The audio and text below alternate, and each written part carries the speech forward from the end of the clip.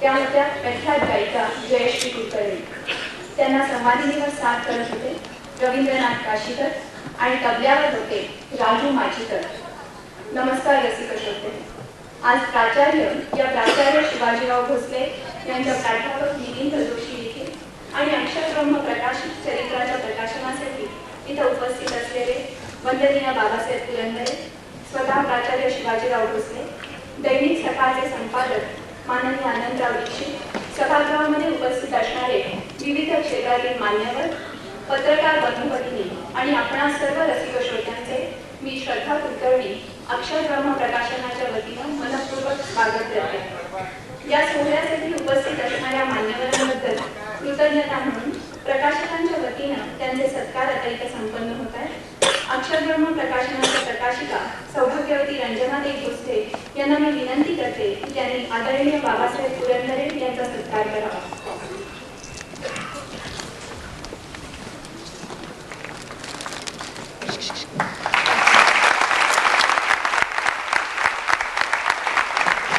रंजनादेवींना मी विनंती करते की त्यांनी प्राचार्य शिवाजीराव भोसले यांचा सत्कार करावा.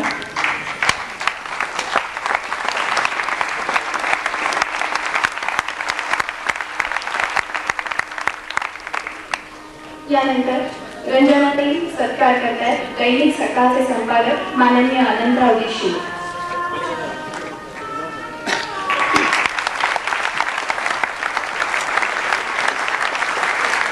प्राचार्य या पुस्तकाचे लेखन करणारे प्राध्यापक मिलिंद जोशी यांचा सत्कार करतात रंजनाताई.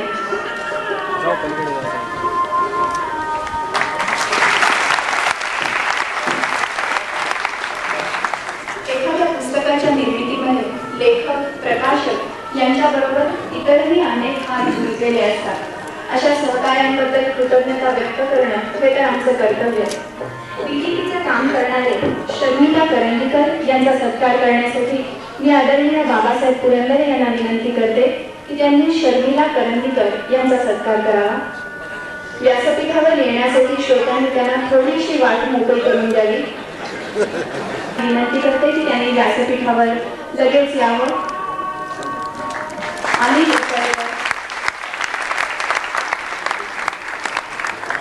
मुखदृश्य सजावटीचं काम करणारे अरुण वेंगीकर यांनी व्यासपीठावर यायचे. यानंतर प्राचार्य शिवाजीराव भोसले यांना मी विनंती करते की त्यांनी मुद्रित शोधनाचं काम करणाऱ्या जयश्री गुल्याळकर यांचा सत्कार करावा.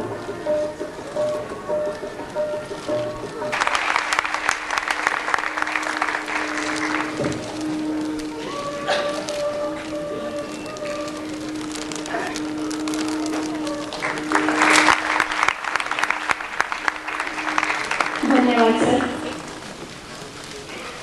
रंगुनी रंगात इथे उपस्थित असणाऱ्या प्रत्येकानं त्यांचं वक्तृत्व ऐकलेलं आहे, त्यांचे लेख वाचलेले आहेत, पण तरीही प्राचार्यांना अधिक जवळून जाणून घ्यावं, त्याच्याबद्दल अधिक माहिती व्हावी ही आपल्या सर्वांचीच मनापासून इच्छा. आणि या कुतूहलापोटीच प्राचार्याचं लिखाण होत गेलं. प्राचार्य या चरित्रपट पुस्तकाचं प्रकाशन यानंतर काही क्षणातच इथं संपन्न होणार आहे. या चरित्राचे लेखक प्राध्यापक मिलिंद जोशी हे मूळचे बार्शीचे. आई वडिलांचे साहित्यप्रेम आणि साहित्याचे झालेले संस्कार यातून ते लिहिते बोलते झाले. शिक्षणाने सिव्हिल इंजिनियर आणि व्यवसायाने इंजिनिअरिंगचे प्राध्यापक असणारे जोशी हे प्राचार्यांचे निस्सीम होतं. प्राचार्यांची व्याख्यानं ऐकता ऐकताच ते मोठे झाले आणि अनेक वक्तृत्व स्पर्धा गाजवीत आज ते स्वतंत्र व्याख्यानही देत लागले आहेत. जेमतेम तिशीतल्या या लेखकाची आतापर्यंत 3 पुस्तके प्रकाशित झालेली आहेत. या 3 पुस्तकांचा विषय आशय पूर्णपणे वेगळा आहे. परिघातील विश्व हा प्राचार्य शिवाजीराव भोसले यांची प्रस्तावना लाभलेला ललित संग्रह, आठवणीतले शिवाजी सावंत या पुस्तकाचे संपादनही प्राध्यापक जोशी यांनी केलेले आहे. या पुस्तकाला शिवशाहीर बाबासाहेब पुरंदरे यांची प्रस्तावना लाभलेली आहे. याचबरोबर एका कृषी शास्त्रज्ञाची यशोगाथा सांगणारे आणि एक होता कारवरची आठवण करून देणारे नायजेरियात धोंडे पाटील हे पुस्तकही प्रकाशित झालेले आहे. तसेच मृत्युंजय प्रतिष्ठानचे सचिव म्हणूनही ते कार्यरत आहेत. असं म्हणतात की पुण्याबाहेरच्या माणसानं पुण्यात येऊन उभे राहण्याचा प्रयत्न करणं म्हणजे खरं तर धाडसच. पण प्राध्यापक जोशींनी हे धाडस दाखवलं आणि प्राचार्यांनी त्यांच्या लेखणीवर विश्वास दाखवीत स्वतःचं चरित्र लिहिण्याची अनुमती दिली. हा तर त्यांच्या आयुष्यातला अविस्मरणीय क्षण आहे. या क्षणी लेखकाच्या मनामध्ये असलेल्या भावना जाणून घेण्यासाठी मी प्राध्यापक मिलिंद जोशी यांना विनंती करते की त्यांनी आपला मनोगत इथं व्यक्त करावं.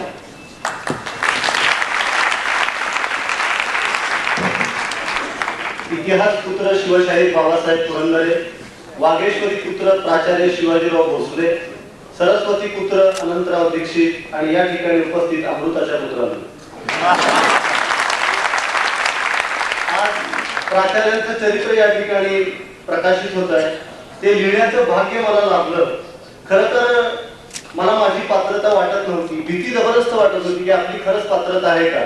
पण माझं दुसरं मन मला मनात सांगत होतं की जसं या महाराष्ट्रामध्ये शिवाजी महाराजांचं नाव घ्यायचं असेल तर कुणाची परवानगी लागत नाही, आदेश लागत नाही, कुणीही लहान थोर त्यांचा जय जयकार करू शकतो. प्राचार्य शिवाजीराव भोसले हे वक्तृत्वातले आणि साहित्यातले शिवाजी आहेत. त्यामुळे माझ्यासारख्या सामान्य प्राध्यापकाने त्यांच्यावरती लिहिल्यामुळे त्यांच्या मोठेपणाला बाधा येईल असं मला वाटत नाही. प्राचार्य ज्या व्यासपीठावरती नुसते बसलेले असतात तिथं वक्तृत्व नांदत असतं. हे चरित्र लिहित असताना शब्द माझी साथ सोबत करत होते आणि मला सांगत होते, ज्यांनी भाषेला श्रीमंती मिळवून दिली, शब्दांना ऐश्वर्य प्राप्त करून दिलं आणि देवी शारदेची अखंड आराधना केली, अशा भोसले सरांच्या वरती तू लिहित आहेस. त्यामुळे तुला मदत करण्याचा आदेश आम्हाला देवी शारदेने दिलेला आहे. त्यामुळे या चरित्राचं सारं श्रेय प्राचार्यांना जातं. मी केवळ निमित्त मात्र. प्राचार्यांची व्याख्यान ऐकत मी मोठा झालो आणि अभियांत्रिकी महाविद्यालयामध्ये माझ्या जीवनाला कलाटणी देणारी एक घटना घडली. Best cultural and social outgoing student हा पुरस्कार मला मिळाला आणि तो जाहीर करत असताना आमचे BA पाटील नावाचे जिमखान्याचे अध्यक्ष ते असं म्हणाले की हा पुरस्कार ज्यांना मिळाला ते मिलिंद जोशी प्राचार्यांची उत्तम नक्कल करतात, त्यांनी ती करावी. आता व्यासपीठावरती असं सांगितल्यानंतर मी घाबरलो. प्राचार्यांकडे पाहिलं, त्यांनी हसून संमती दिली. मग मी त्यांच्या चालण्याची बोलण्याची नक्कल केली आणि प्राचार्यांची शाबासकी मिळवली. त्या कार्यक्रमामध्ये प्राचार्य असं म्हणाले की मिलिंद वक्ता आहे आणि अभियंताही, पण तो बोलत राहिला तर त्याच्या बांधकामाचं काय हा मला पडलेला होता. त्यामुळं त्यांना बोलता बोलता बांधकाम करावं किंवा बांधकाम करता करता बोलावं किंवा ज्यामुळे समाजाचं बांधकाम होईल असं काहीतरी करत राहावं. तर वडीलधाऱ्यांनी जर मनापासून आशीर्वाद दिला तर तो सफळ होतो हे मला जाणवलं. आणि आज दगड माती आणि विटा यांच्याशी संबंधित शास्त्राचा मी प्राध्यापक जरी असलो तरी आज माझी शब्दांची बांधकाम जे काय ते चालूच आहे. त्याला कारण म्हणजे प्राचार्यांचे आशीर्वाद. 3 तपावून अधिक काळ संबंध महाराष्ट्राला स्वतःच्या उगवत्या वक्तृत्वानं मंत्रमुग्ध करण्याचं काम प्राचार्य करतात. मानव्याची प्रतिष्ठापना हे त्यांच्या वक्तृत्वाचं ब्रीद आहे आणि आचार विचार आणि उच्चारातल्या एकवाक्यतेमुळे प्राचार्यांच्या विचारांना मंत्राचं पावित्र्य प्राप्त झालेलं आहे. त्यामुळे त्यांच्या विचारांनी भाषणांनी माणसं पेटून उठत नाहीत तर ती अंतर्मुख होऊन विचार करायला लागतात. हे त्यांच्या बाजूने कलेगड सारख्या गावामध्ये हा वक्तृत्वाचा प्रवाह निर्माण झाला एका प्राथमिक शिक्षकाच्या घरामध्ये. आणि आज आपण विचार करतो की हा प्रवाह पुढे जर कुठल्या महासागराला मिळाला तर आपल्याला असं जाणवतं की हा प्रवाह कुठल्याही महासागराला मिळालेला नाही, तर तो स्वतःच एका महासागरामध्ये रूपांतरित झालेला आहे की ज्याच्या किनाऱ्यावरती उभारल्यानंतर त्याच्या मोठेपणाची साक्ष आपल्याला पडते आणि आपण आदराने नतमस्तक होतो. हे प्राचार्यांचं एक वेगळेपण. पुण्यामध्ये त्यांना वक्तृत्वाविषयी ओढ लावणाऱ्या अनेक घटना घडल्या. त्यांनी वकिली केली म्हणजे बोलण्याचा आणि पोटाचा संबंध यावा या भूमिकेतून त्यांनी काही काळ वकिली केली. पण लॉर्डच्या शोधात निघालेला हा तत्वज्ञ मी लॉर्डची कसरत कधीच करू शकणार नव्हता. त्यामुळे त्यांनी तत्वज्ञान हा विषय घेऊन MA करायचं ठरवलं. आणि 1957 साली की ज्यावेळेस महाराष्ट्रामधलं पहिलं ग्रामीण महाविद्यालय हे फलटणला सुरू झालं, त्यावेळेस कर्मवीर भाऊराव पाटील MA LLB झालेल्या आपल्या या विद्यार्थ्याला घेऊन श्रीमंत मालोजी राजांकडे गेले आणि म्हणाले, श्रीमंत, माझ्या ज्ञानरूपी वटवृक्षाची एक फांदी मी आणली असून ती तुम्हाला देत आहे. या फांदीपासून एक वृक्ष तुमच्याकडे निर्माण होईल. आणि तो वटवृक्ष निर्माण झालेला आहे हे आपण सगळं जाणता. तर वर्गामध्ये प्राचार्यांच्या तासाला विद्यार्थ्यांनी श्रवण समाधी अनुभवली आणि त्यांनी ठरवलं की आपल्या प्राध्यापकांना, आपल्या या शिक्षकाचे मोठेपण समाजाला कळलं पाहिजे. जे साहित्याचे अभ्यासक आहेत, जे तत्वज्ञानाचे गाडे अभ्यासक आहेत, ज्यांना साक्षात भागदेवता प्रसन्न आहे, अशा भोसले सरांचं मोठेपण समाजाला कळलं पाहिजे. म्हणून त्यांनी त्यांना व्याख्यानाला बोलवायला सुरुवात केली. प्राचार्य मान्य करतात की माझ्या विद्यार्थ्यांनी मला वर्गाच्या बाहेर पडायला भाग पाडलं. पण या माणसांनी वक्तृत्वाच्या छंदपायी किती विचित्र अनुभव घेतलेले आहेत. एका सुरुवातीच्या काळामध्ये प्राचार्य कुणालाही व्याख्यानासाठी नाही म्हणत नसत. एक शिक्षक दुपारच्या वेळेला आले आणि म्हणाले की आमच्या गावी तुम्हाला यावं लागेल, स्नेहसंमेलन शाळेचं, नाही म्हणू नका. आणि दुपारच्या वेळेला आलेले त्याच शिक्षक, त्यामुळे प्राचार्यांनी संमती दिली. त्या शिक्षकांनी सांगितलं की तुम्ही आमच्या गावी याल, पण ST नाहीये, तुम्हाला अमुक अमुक फाट्यावरती उतरावं लागेल, तिथे एक फोटोग्राफर तुम्हाला घेईल आणि मग तुम्ही गाडीवरून तिकडे या. मग प्राचार्य त्या नियोजित दिवशीच्या फाट्यावरती उतरले आणि तिथंच एका दगडाखाली फोटोग्राफरची वाट बघत बसले. आजूबाजूला चिटपाखरू देखील नव्हतं. त्यावेळेस मोटारसायकल वरून जाणारा येणारा प्रत्येक माणूस त्यांना फोटोग्राफर वाटत होता. आणि थोड्या अर्धा तास झाला, 2 तास झाला, मग तो फोटोग्राफर आला. आल्यानंतर मग प्राचार्य म्हणाले की आता आपण नियोजित स्थळी जात आहोत ना. तो म्हणाला नाही, मला 2-4 फोटो काढायचे.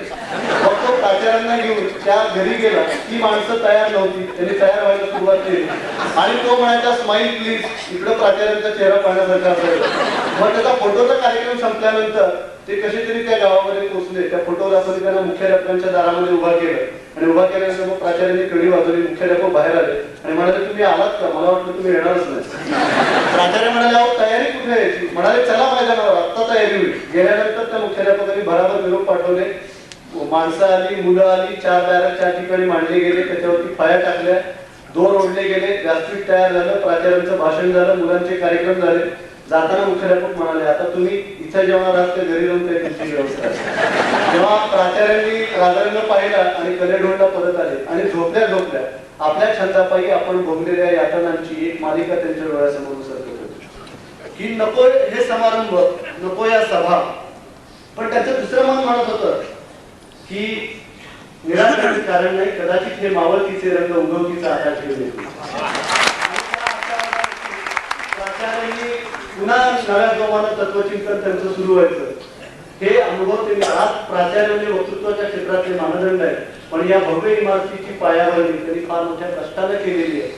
हे मोठेपण आणि ही प्रसिद्धी की टिळक स्मारकमध्ये श्रोते व्यासपीठावरती येऊन बसतात, हे एका रात्रीमध्ये मिळालेलं नाही. त्यासाठी फार मोठं घोर तपश्चर्या ही एक फार महत्वाची गोष्ट आपल्याला लक्षात घेण्यासारखी. मग प्राचार्यांना व्याख्यानांची निमंत्रण आलेली. वसंत व्याख्यान मालेमध्ये त्यांनी रेकॉर्ड केलं की 28 वर्ष सलग व्याख्यानं दिली. पण यावरती शंका करणारी काही मंडळी होती. अनेकांना वाटते की पाठ केलेली व्याख्यान आहे. पण काळ बदलला, प्रसंग बदलला, अनेक आयत्या वेळेस बोलण्याचे अनेक प्रसंग आले. त्यावेळेस या लोकांना जाणवलं की हे चिंतनातून प्रकट झालेलं वक्तृत्व. गवा बेरेंनी प्राचार्यांची परीक्षा घेण्याचा प्रयत्न केला. काका वडकेंचे इथे एक व्याख्यान होतं गवा बेरेंचं सावरकरांच्यावरती. आणि त्या कार्यक्रमामध्ये गवा बेरे म्हणाले की आज आपण प्राचार्यांची परीक्षा घेऊया. गवा बेरे बोलायला उभे राहिले आणि म्हणाले की आज माझ्या अंगामध्ये ताप आहे, मी सावरकरांच्या वरती बोलणार नाही. मी प्राचार्यांना सांगतो की तुम्ही सावरकरांच्या वरती बोला आणि वाटलं तर अध्यक्षीय समारोप मी करेन. प्राचार्य त्यापूर्वी सावरकरांच्या वरती बोललेले नव्हते. पण गवा बेरेंनी ही आठवण लिहून ठेवलेली आहे की प्राचार्य अगदी आत्मविश्वासाने उभे राहिले आणि त्यांनी सावरकरांची गीता समोरच्या अर्जुनाला सांगायला सुरुवात केली. सावरकरांच्या जीवनचरित्रातल्या अनेक घटना मला ज्ञात होत्या, पण सावरकरांना जगण्याची प्रेरणा आणि स्फूर्ती भारतीय तत्वज्ञानानं दिली होती. हे प्राचार्यांनी इतक्या सुंदर रीतीने सांगितलं की त्या क्षणी मी त्यांच्या चरणी आदरानं नतमस्तक झालो. हे गवा बेरेंनी लिहून ठेवले. ते पुढे म्हणतात की पिसारे 24 तास पुरवून ठेवता येत नाही. गुण काय आणि तिचे अंतरण लगेच खरे असतात. मग एवढं चांगलं वक्तृत्व म्हणल्यानंतर राजकारणात ओढण्याचा प्रयत्न झालेला असणार आणि त्यावेळेला सातारा जिल्ह्याचा म्हणजे अग्रेसर होता. यशवंतराव चव्हाणांच्या नेतृत्वाखाली प्राचार्यांना त्यासाठी विचारण्यात आलं. आपल्या माहितीसाठी म्हणून सांगतो की पुणे लोकसभा मतदारसंघातून प्राचार्यांनी उभं राहावं म्हणून सुद्धा प्रयत्न करण्यात आला. पण आपलं एवढं भाग्य कुठलं की इतकं चांगलं आपल्याला. पण बरं झालं प्राचार्य संसदेमध्ये गेले नाहीत, अन्यथा त्यांची चांगली भाषणं ऐकायला मिळावी म्हणून विरोधी पक्षाच्या लोकांनी त्यांना निवडून आणण्याचा नक्की प्रयत्न केला. पण प्राचार्य राजकारणापासून अलिप्त राहिले. त्यांचे बंधू बॅरिस्टर बाबासाहेब भोसले हे मुख्यमंत्री असताना घडलेली जी एक घटना आहे ती खरं तर म्हणजे लक्षणीय आहे की प्राचार्यांना राष्ट्रपती पुरस्कार द्यायला झाला आदर्श महाविद्यालय शिक्षक म्हणून.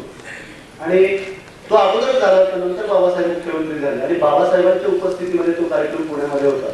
तर आपले बंधू मुख्यमंत्री आहेत आणि आपण पुरस्कार स्वीकारतो ही घटना त्यांना मानवली नाही ते त्या कार्यक्रमाला गेलेले. राजकारणापासून ते अलिप्त राहिले. हा सगळा प्रवास झाला. मग प्राचार्यांच्या घरच्या मंडळीवर त्यांच्या वक्तृत्वाचे काय परिणाम झाले हा सुद्धा एक महत्वाचा प्रश्न आहे की प्राचार्यांच्या मुलांनी लहानपणी निबंध लिहिले की शिक्षकांना उत्तम असं शेरा द्यायचे आणि थोड्या वेळी विचारायचे का तुला निबंध भोसले सरांनी लिहून दिला होता. त्यावेळी ही मुलं घरी रडत यायची आणि म्हणायचे आम्हाला असले हुशार बापू नकोत, आम्हाला कसले तरी ढ बापू आणले. त्या प्राचार्य अंतर्यामी दुःखी व्हायचे. पण पुढं पुढं प्राचार्य शिवाजीराव भोसले या ज्ञानवृक्षाच्या फांद्या विस्तारत गेल्या आणि त्यांची छाया या मुलांच्या वाट्याला कमी यायला लागली. तापाने फणफणलेली मुलं 4-4 दिवस पत्नीच्या हवाली करून प्राचार्यांना व्याख्यानासाठी बाहेर जावं लागायचं. त्यावेळेला झोपी गेलेली मुलं आणि एकाकीपणा त्याखेरीज त्यांच्या पत्नीच्या वाट्याला दुसरं काही नव्हतं. पतीच्या आयुष्यात होत गेलेल्या उत्तुंग स्थित्यंतरांना ज्यांनी समग्र संसाराचा पसारा सांभाळून गुण प्रतिसाद दिला त्यांच्या अबोध सुशिक्षपणाचा आधार घेत एक काळाचा वेगवान वक्ता आकाराला ज्यांनी प्राचार्यांच्या विद्येचे निसंगतेचे पाणी संसाराच्या पाठातून वाहते राहून दिल्यामुळे भोसले सरांच्या वैखरीचा माळा भरत राहिला. त्या प्राचार्यांच्या पत्नी आदरणीय सुशीलाताई भोसले यांचं योगदान महाराष्ट्राला विसरता येणार नाही म्हणून हे चरित्र मी त्यांना विनम्रतापूर्वक आठवतो.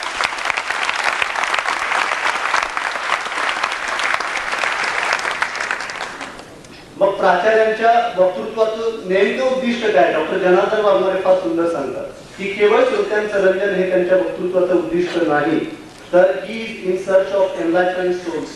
म्हणूनच ते योगी अरविंदांच्या शब्दात सांगतात be yourself, transform yourself and transcend yourself.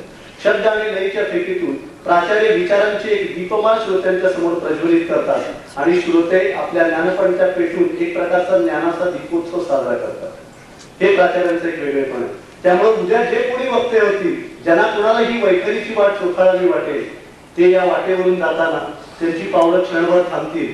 या वाटेवरती कर्तृत्वाचा कळसाध्याय निर्माण करणाऱ्या भोसले सरांचं ते क्षणभर स्मरण करतील, आदराने नतमस्तक होतील आणि पुढे जात राहतील. भोसले सर त्यांच्या जीवन मार्गावरचा दीपस्तंभ असतील एवढं मला या ठिकाणी खात्री सांगायचं.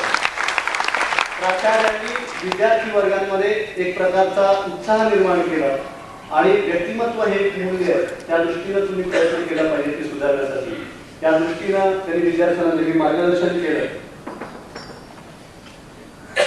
तर हे प्राचार्यांचं चरित्र सर्व वयोगटातील विद्यार्थी वाजत गाजत पालखीतून व्यासपीठावरती घेऊन येणार आहेत. आपण या मधल्या रांगेमधल्या जी मध्ये बसलेली लोक त्यांनी कृपया 2 मिनिटं वाट करून द्यावी की वाजत गाजत हे चरित्र पालखीतून व्यासपीठावरती येईल.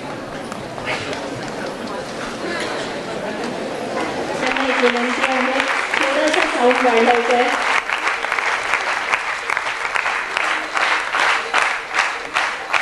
प्राचार्यांचे चरित्र अशा अभिनव पद्धतीने व्यासपीठावर आणले जातात.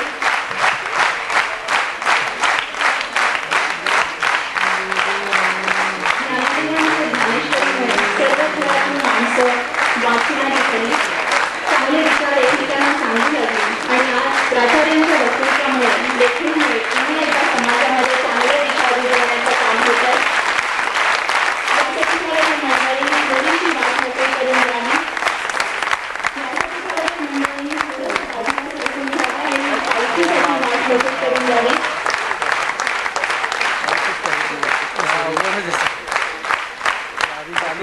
स्टेजवर नाचायला लागतं.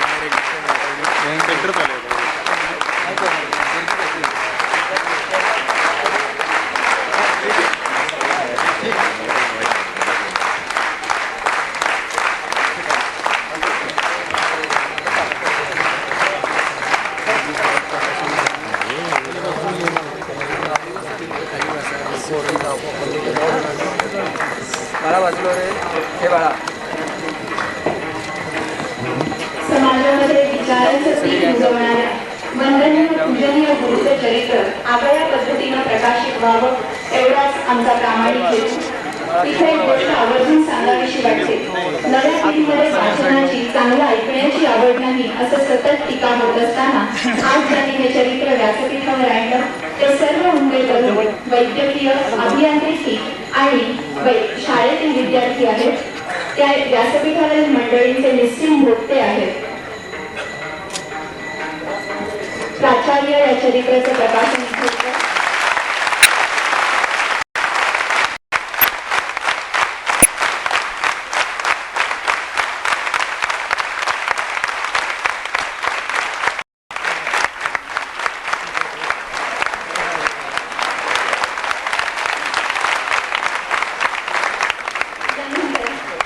सकाळमधून प्रकाशित झालेल्या कथा वक्तृत्वाची या लेखसंग्रहाचे प्रकाशन दैनिक सकाळचे संपादक माननीय अनंत दीक्षित यांनी करावं अशी मी त्यांना विनंती करते.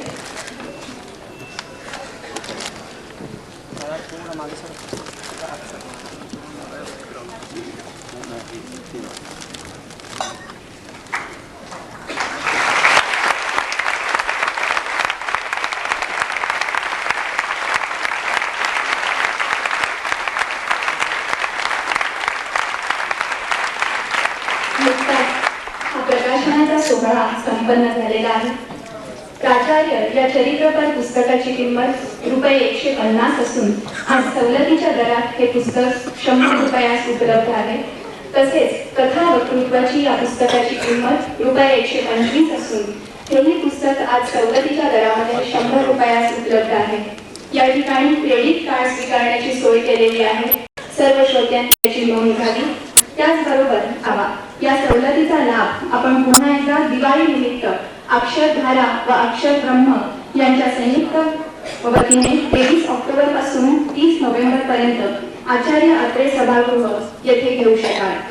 प्राचार्य या पुस्तकाचे आणखी एक वैशिष्ट्य म्हणजे या पुस्तकाला लाभलेली ज्येष्ठ शास्त्रज्ञ डॉक्टर रघुनाथ माशेलकर यांची प्रस्तावना. आज ते प्रत्यक्ष या कार्यक्रमाला येऊ शकले नसले तरी त्यांच्या शुभेच्छा आणि प्रस्तावना ही या पुस्तकाच्याच बरोबर सदैव राहणार आहे. त्या प्रस्तावनेतील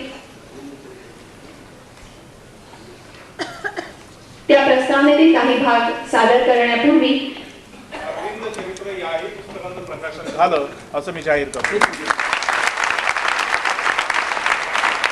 मी लगेच होकार दिला. त्याचं एक साधं कारण होतं. या ऋषितुल्य महापुरुषाविषयी मला स्वतःला चिंतन करण्याची आणि मला त्यांच्याविषयी काय वाटतं हे जनसामान्यांपर्यंत पोहोचवण्याची ही एक सुवर्ण संधी होती. ही संधी दिल्याबद्दल मी मिलिंद जोशी यांचे प्रथम आभार मानतो. प्राचार्यांचे जनजागृतीचं काम प्रचंड मोठं आहे. त्यांनी केवळ शब्दशक्तीवर जोर न देता विचारशक्तीवर आणि ज्ञानशक्तीवर जोर दिला. अध्यात्म, तत्वज्ञान, राजकारण, समाजकारण, साहित्य आणि इतिहास या सर्वच क्षेत्रातील त्यांनी विचारांद्वारे दिलेलं योगदान केवळ महानच नाही तर अतुलनीय असं आहे. जवळजवळ 12 वर्षांपूर्वी मी सर्वप्रथम त्यांचे व्याख्यान ऐकले. त्यांची विद्वत्ता, त्यांची मधुर भाषा, सखोल विवेचना आणि भाषेवरील असामान्य प्रभुत्व याची ही पहिली ओळख मला झाली आणि मी त्यांचा शिष्य झालो. प्राचार्यांना कदाचित कल्पनाही नसेल पण त्यांच्या वर्गाबाहेरच्या शिष्यांमध्ये मी एक आहे गेली कित्येक वर्ष. प्राचार्यांच्या जीवनावर लिहिलेलं हे पुस्तक वाचण्याची संधी आता अनेकांना मिळेल. मिलिंद जोशी हे माझ्यासारखेच प्राचार्यांचे भक्त आहेत, त्यांचे विद्यार्थी आहेत. त्यांची शैली फार सुंदर, सरळ आहे. दिल्ली ते लंडन या प्रवासात मी हे पुस्तक वाचलं. माझ्या आयुष्यातील ते सर्वात सुखाचे आणि भाग्याचे क्षण होते. या पुस्तकाद्वारे प्राचार्यांची ओळख सर्व देशाला एका वेगळ्याच रीतीने करून दिल्याबद्दल मी प्राध्यापक मिलिंद जोशी यांचे आभार मानतो. अक्षरब्रह्म प्रकाशनाचेही मनपूर्वक आभार. प्राचार्य शिवाजीराव भोसल्यांच्या अमृत महोत्सवानंतरचा शतकाच्या वाटेवरचा प्रवास सुखकर हो, त्यांना दीर्घायुष्य लाभो अशी ईश्वराकडे प्रार्थना करतो. या महाराष्ट्राच्या विवेकानंदाकडून समाज प्रबोधनाचं आणि जनजागृतीचं काम असंच पुढे चालू राहो अशी आम्हा सगळ्यांची इच्छा आहे आणि ईश्वर ती पूर्ण करेल याची मला खात्री आहे. डॉक्टर रघुनाथ माशेलकर. आपण डॉक्टर माशेलकरांची कृतज्ञपूर्ण प्रस्तावना ऐकली. यानंतर आपल्या सर्वांचीच सकाळ वाचनीय आणि माहितीपूर्ण करणारे दैनिक सकाळचे संपादक माननीय अनंत दीक्षित यांना मी विनंती करते की त्यांनी आपलं मनोगत व्यक्त करावं. या शब्दात महाराष्ट्राने ज्यांचा गौरव केला आहे असे प्राचार्य शिवाजीराव भोसले, वैखरीचे दुसरे स्वामी शिवशाहीर बाबासाहेब पुरंदरे, प्राध्यापक मिलिंद जोशी, अक्षर ब्रह्मच्या अंजनाताई, उपस्थित मान्यवर आणि बंधुवृंद, तसे आपण मुळामुखेचे काही पूर पाहिलेले आहेत. प्राचार्यांनी कृष्णेचे पंचगंगेचे पूर पाहिलेले आहेत. आज पुण्यामध्ये लोकगंगेचा पूर आलेला आहे.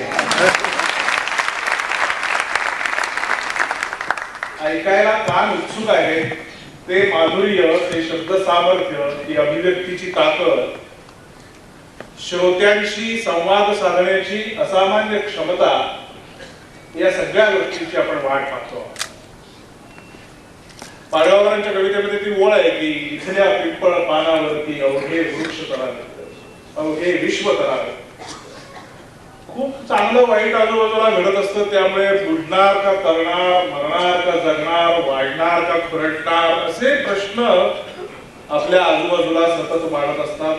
त्यामुळे कधी निराश होतो मनुष्य, कधी एकदम आशावादी होतो, असे सगळा खेळ चाललेला असतो. तरी पाडवावर असं म्हणलं की इथलं पिंपळ पान सुद्धा इतकं सामर्थ्यशाली असतं की त्याच्यावरती विश्व सुद्धा होऊन जाईल. प्राचार्यांसारख्या वक्त्याच्या 2-3 पुस्तकांचं प्रकाशन समारंभ या अर्थानं आपल्या शिक्षण देणारा, आपल्याशी संवाद साधणारा असा एक सांस्कृतिक समारंभ आहे.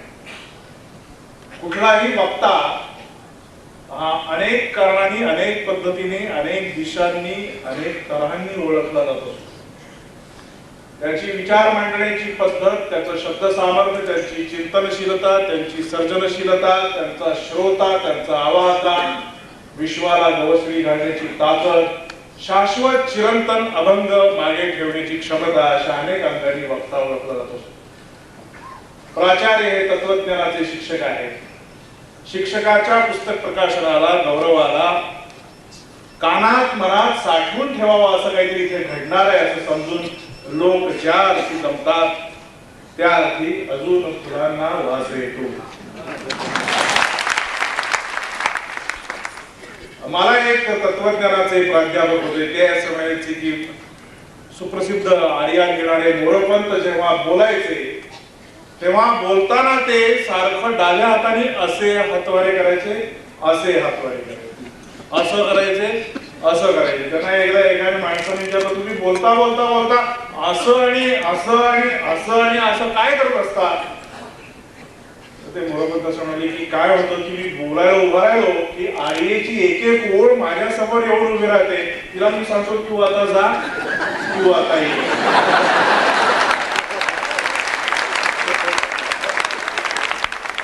प्राचार्य शिवाजीराव भोसले बोलायला उभे राहिल्यानंतर शब्दांची साखळीच्या साखळी अशी मला घ्या, मला घ्या.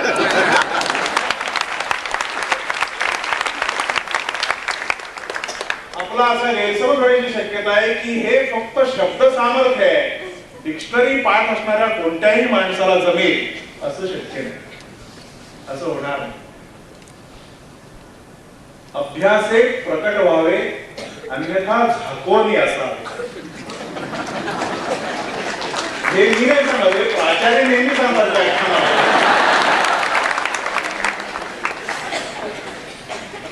बोलावं कसा माणसाने याचे खूप निकष म्हणा, अनुभव म्हणा त्यांनी मांडलेले आहे.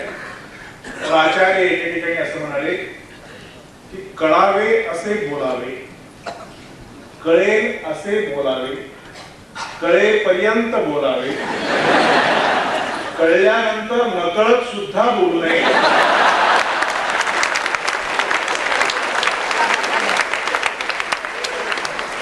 तुमचा आपण समज होईल की हे माझं वाणी सामर्थ्य आहे, मी फक्त वाहक म्हणून ते काय म्हणत. त्याच्यानंतर ते कळेल असे बोलावे हे वाक्य मला फार आवडतं. कळेल असे म्हणजे श्रोत्यांना कळेल असे नव्हे, वक्त्याला कळेल असे. बऱ्याचदा भाषणाची पद्धत अशी असते की ते नंतर त्याचा अनुवाद करण्याची आवश्यकता आहे असं वाटतं. प्राचार्यांनीच त्यांच्या वक्तृत्वाविषयी जे सकाळमध्ये लेखन केलं त्याचं जे प्रकाशनात झालं त्याच्यामध्ये असं लिहिलेलं आहे की फलटणच्या महाविद्यालयामध्ये एका समारंभाला ज्येष्ठ नेते यशवंतरावजी चव्हाण आले होते आणि सिनियर नाईक निंबाळकर तिथे अध्यक्ष होते आणि यशवंतरावजी त्यांच्याकडे पाहत असं म्हणाले की तुम्ही तुमच्या अंगणात पारिजातक लावलेला आहे पण याची फुलं मात्र महाराष्ट्राच्या अंगणात पडणार आहे आणि ही तुमची खरी श्रीमंती असेल. तर्कतीर्थ लक्ष्मण शास्त्री जोशी प्राचार्यांच्या बद्दल असं म्हणाले की ही एक प्रचंड अशी गुंफा आहे आणि वाघ देवतेचं चित्र विश्व विविधतेनं त्या गुंफेमध्ये साकार झालेला आहे. आचार्य अत्रेंनी एकदा प्राचार्य शिवाजीराव भोसलेला बोलून घेतलं. ते खूप आजारी होते आणि अत्रेंनी असं सांगितलं की शिवाजीराव तुम्ही भरभरून बोलत राहा, तुम्ही खूप अभ्यास करा, महाराष्ट्राला तुमची गरज आहे असं. या न्यायाने मी असं म्हणेन की आपण जेव्हा असं बोलतो वक्त्यांच्या विषयी तेव्हा असं म्हणतात की आचार्य अत्रे म्हणजे महाराष्ट्राच्या वक्तृत्वाचा चौघडा होता असं आपण म्हणतो. नानासाहेब गोरेंनी त्यांच्या वक्तृत्वातून कारागृहाच्या भिंती चालवल्या असं आपण म्हणतो. यशवंतरावांच्या वक्तृत्वामध्ये संस्कृती आणि विचार यांचा प्रीतिसंगम झालेला होता असं आपण म्हणतो. अनेकांच्या वक्तृत्वाबद्दल असं सांगता येईल शिवशाहीर बाबासाहेब पुरंदरेंनी त्यांच्या वाणीतून त्यांच्या अभिव्यक्तीतून इतिहासातला दीपस्तंभ वर्तमानामध्ये आणून उभा केला. ही फार महत्वाची गोष्ट आहे. आचार्य शिवाजीराव भोसले म्हणजे महाराष्ट्र शारदेच्या मंदिरातला नंदादीपर्यंत बोलणं हा नेहमी येणारा अनुभव असतो. आपण कुजबुजत बोलत असतो, मोठ्याने बोलत असतो, भांडताना बोलत असतो, ग्राहक म्हणून बोलत असतो, विद्यार्थी म्हणून बोलत असतो. हे सगळं बोलणं ज्या शब्दांच्या आधारे होत असतं ते सगळे शब्द रोजच्या उपयोगातले, रोजच्या वापरातले, सर्वांनी वापरावे असे असतात.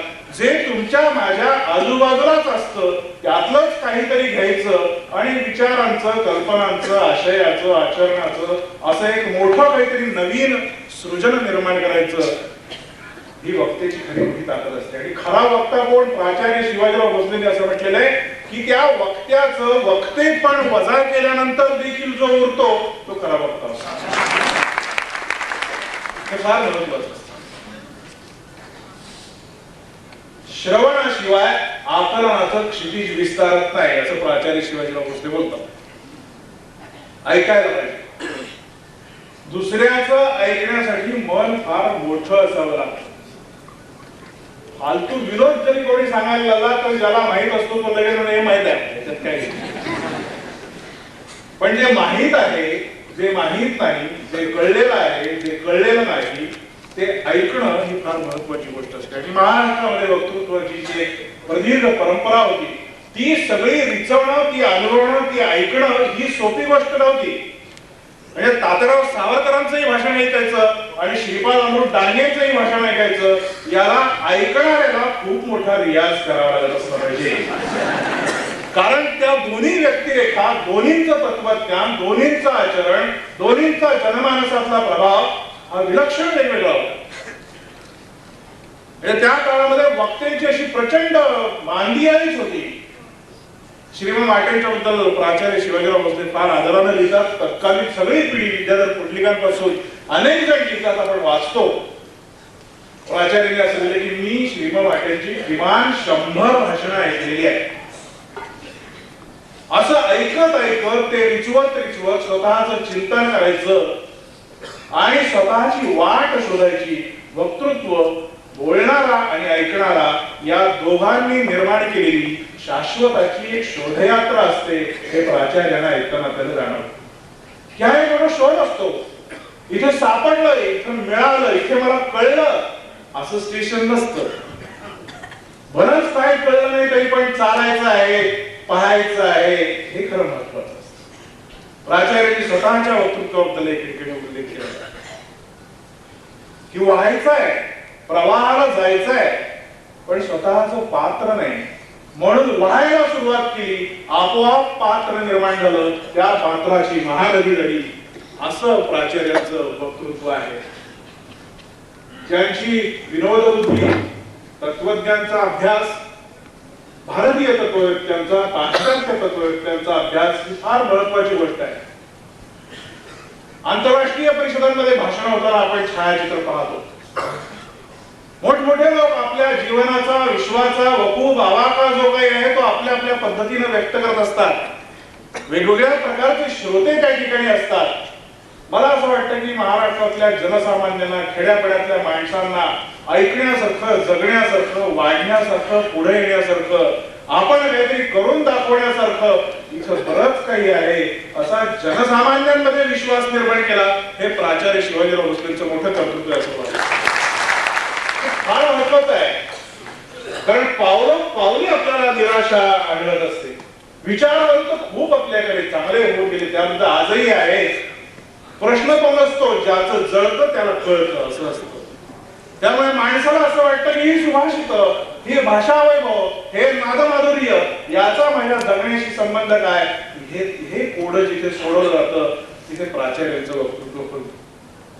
साध्या साध्या माणसांनी कशा त्यांच्या चेष्टा करण्याचा, विरोध करण्याचा प्रयत्न केला. खूप मिश्किलपणानं, प्रसन्न मनानं, टवटवीत मनानं ते सांगत असतात. मी फलटणच्या समारंभामध्ये सांगितलं होतं, मी पुन्हा एकदा त्याची पुनरुक्ती करतो आणि सांगतो की प्राचार्यांना पुण्यामध्ये एकदा असं विचारलं की आधी स्त्री झाली आणि नंतर पुरुष झाला का आधी पुरुष झाली आणि नंतर स्त्री झाली, काय नेमकं काय? तुम्ही तत्वज्ञानाचे अभ्यासक आहात. आधी कोंबडी झाली आणि नंतर अंड झालं का आधी अंड झालं आणि नंतर कोंबड झालं, काय झालं? आधी बी झालं आणि नंतर झाड आलं आणि आधी झाड आलं की नंतर बी आलं, काय झालं? प्राचार्य त्यांच्या सुदैमध्ये अगदी म्हणाले की तुम्ही असं करा, तुम्ही मला आधी म्हणजे काय हे आधी सांगा.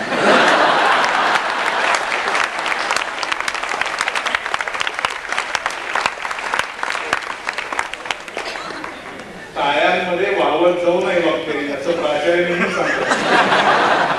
त्यामुळे मी तुम्हाला थोडंसं अडवतो, माझं वाक्य पूर्ण आहे का ते असं म्हणाले की तुम्ही मला आधी म्हणजे काय आहे आधी सांगा, नंतर म्हणजे काय आहे नंतर सांगा, त्यानंतर मी तुम्हाला आधी काय झालं आणि नंतर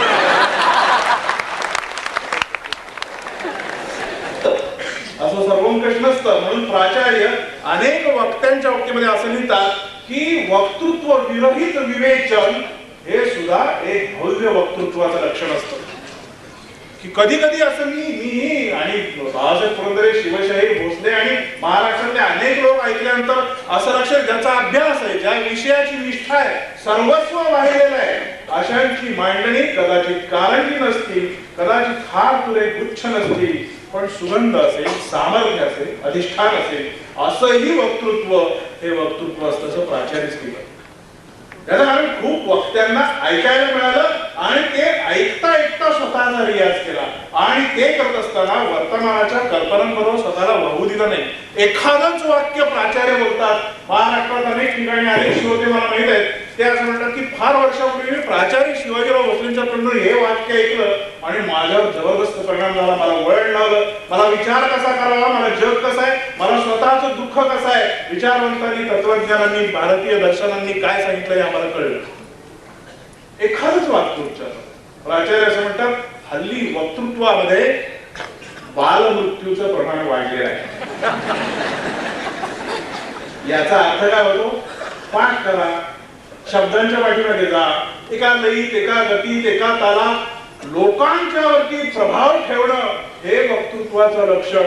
असं ठेवून जो बोलतो इथे वक्तृत्वाचा बालमृत्यू होतो. मी बोलतोय आणि तुम्ही ऐकता आहात असं जर त्याचं स्वरूप असेल तर ते वक्तृत्व नाही. तुम्हीच तुमच्याशी बोलता आहात असं जेव्हा बोलणाऱ्यामुळे वाटतं तेव्हा ते वक्तृत्व अधिक खुलतं. प्राचार्य बोलत असताना आपल्याला आपल्या अंतर्यामी, आपल्या अंतरंगामध्ये ज्या काही जाणीवा, जे काही संचित, जे काही अनुभव असेल त्याच्यातून असं वाटायला लागतं की हे ह्यांच्याशी बोलत नसून मीच माझ्याशी बोलतोय. हे इतकं महत्वाचं वक्तृत्व हे एक प्रकारे रियाज करण्याचीच गोष्ट असते, तालीम करण्याचीच गोष्ट असते. साध्या साध्या गोष्टीमध्ये प्राचार्य फार छान पद्धतीने व्यक्त होतात. तेव्हा अनेक ठिकाणी प्रास्ताविक आणि आभारासाठी केली जाणारी भाषणं म्हणजे व्यर्थ बोलण्याचा रियाजच असतो. हा संदर्भहीन वाक्य घ्यायचं काही कारण नाही. म्हणजे अनेकदा निवेदकांपासून आभार मानण्यापर्यंत असं काय होत जातं की त्याच्या खूप गमती जमती महाराष्ट्रात अनेक विचारवंतांनी प्रज्ञावंतांनी सांगितलं. मुळामध्ये आपल्याकडे दुसऱ्याला सांगावं असं काही असावं लागतं. म्हणजे आपल्याला काय कळलं नाही हे ज्याला कळलं त्याला नीट कळलं असं प्राचार्य सांगतात. हे मोठ्या भाषेत सॉक्रेटिसने जगाला हेच सांगितलं. अज्ञानाबद्दल ज्याला ज्ञान असतं ते खरे ज्ञानी असं त्यांनी सांगितलं. आणि हे आपल्यासारखं नाही, हे आपल्याला जमणार नाही. हे काहीतरी विद्यापीठीय भिंतींच्या कक्षांच्या नियमांच्या उच्चारणाच्या कक्षेतच बसतं. हे आपल्याला जमणार नाही असं सगळीकडे वाटत असताना हे मलाही जमेल, हा सूर मलाही पकडता येईल, ही कुस्ती मलाही खेळता येईल, हे घर मलाही बांधता येईल, हा पर्वत मलाही उचलता येईल, या भाषेचं सामर्थ्य मलाही पुरवता येईल असं ज्या वक्त्यांमुळे विचारवंतांमुळे महाराष्ट्रात वाटायला लागलं, वाढायला लागलं. त्याच्यापैकी प्राचार्य शिवाजीराव भोसले एक महत्वाचे वक्ते आहे. कृष्णमूर्तींचं तत्वज्ञान, तत्वज्ञानाची एक फार मोठी आणि गंमत असते. ते खूप व्यापक आहे असं म्हणता म्हणता सुडवून अशा भिंती त्याच्या आजूबाजूला बांधल्या जातात आणि मग हे यांनाच कळेल की त्यांनाच समजेल असं वगैरे म्हटलं जातं. प्राचार्य शिवाजीराव भोसले याचं एक गुप्त विद्यापीठ आहे. तुम्ही असं म्हणालात की ते संसदेला उभे राहिले नाहीत. ते संसदेला उभे राहिले नाहीत म्हणूनच महाराष्ट्राच्या जनसामान्यांसमोर काय उभे राहिले ही महत्वाची गोष्ट आहे. वक्त्याला बोलताना लाच चावतात, मागून कोणीतरी ढकलतो, ट्यूबचा प्रकाश कसा होतो सगळं ते अतिशय प्रसन्नपणाने सांगतात. जे भोगलेलं आहे, जी हसवणूक झालेली आहे, ज्याच्या संदर्भात गैरसमजुती झालेली आहे असे अनुभव अनेक आलेले असतात. पण त्याचं सुद्धा त्यांनी मनामध्ये एक अतिशय चांगलं याचं मुख्य कारण म्हणजे त्यांच्यावरती झालेले संस्कार. कर्मवीर भाऊराव पाटील यांच्यासारख्या समाजनिष्ठ कर्तबगार ऐतिहासिक पुरुषाच्या छायेमध्ये, सावलीमध्ये, वाणीमध्ये, आचरणामध्ये वावरायला मिळणं. साताऱ्याच्या शाहू बोर्डिंगमध्ये प्राचार्य शिवाजीराव भोसले जेव्हा विद्यार्थी होते तेव्हा ते पीठ मळत होते. त्यांच्या शैलीत बोलायला लागलं तेव्हा पीठ मळलं म्हणून त्यांना कुलगुरुपद विद्यापीठाचं त्यामुळे आलं असं म्हणायला नाही. खरंच मित्रांनो, महान मोठी माणसं, विचार करणारी माणसं, स्वतःच्या पलीकडे जगाचा विचार करणारी माणसं अनुभवणं, त्यांचा सहवास लावणं आणि लाभलेला सहवास स्वतःमध्ये रिचवणं ही फार मोठी क्षमता असते. पीजी पाटलांच्या बद्दल त्यांनी जे लिहिलेलं आहे ते वाचताना त्यांना ज्यांनी पाहिलेलं आहे, त्यांना ज्यांनी ऐकलेलं आहे त्यांना त्याचा प्रत्यय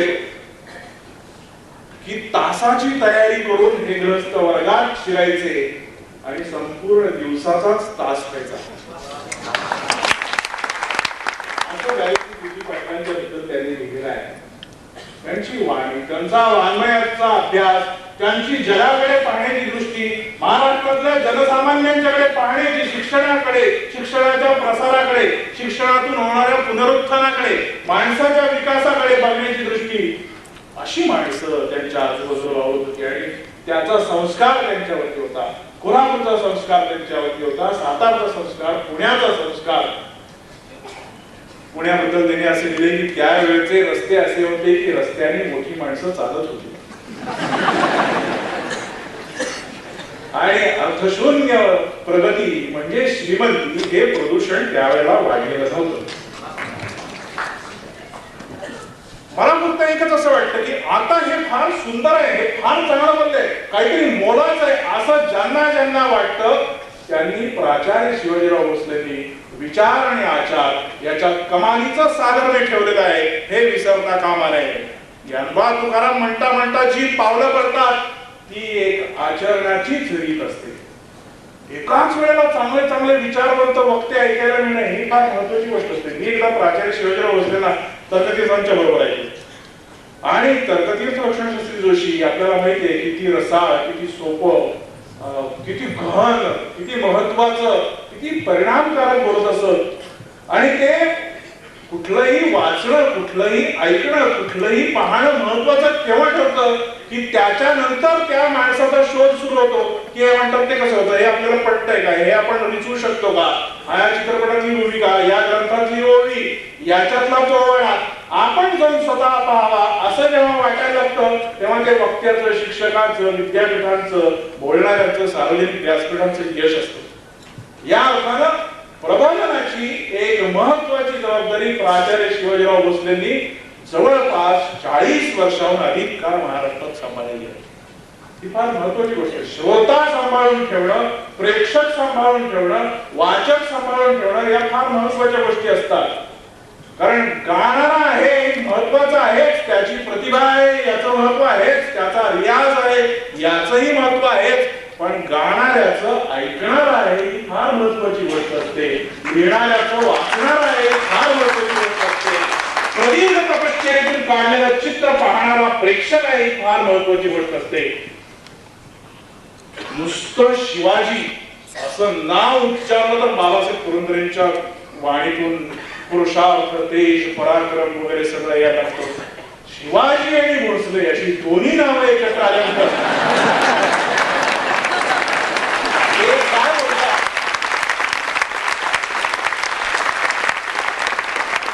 अशी दोन्ही नावं एकत्र आल्यानंतर ते काय बोलतात याच्याबद्दल तुमच्या इतका मीही उत्सुक आहे. एवढं बोलून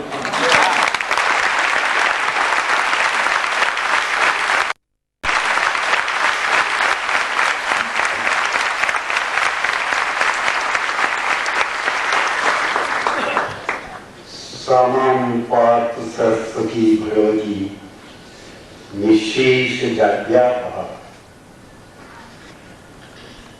मी गेली 55 वर्ष सार्वजनिक सभेमध्ये कुठं ना कुठेतरी बोलतोय. माझ्या मनामध्ये विचार नेहमी येतो, तो लहानपणापासूनच येतो. त्या तुकाराम महाराज कसं बोलत असतील, त्यांचं वक्तृत्व कसं असते, ज्ञानेश्वरांचं, श्री एकनाथांचं, आणि तुमच्या काळामध्ये ज्यांनी तत्वज्ञान, राजकारण आणि इतरही अनेक विषय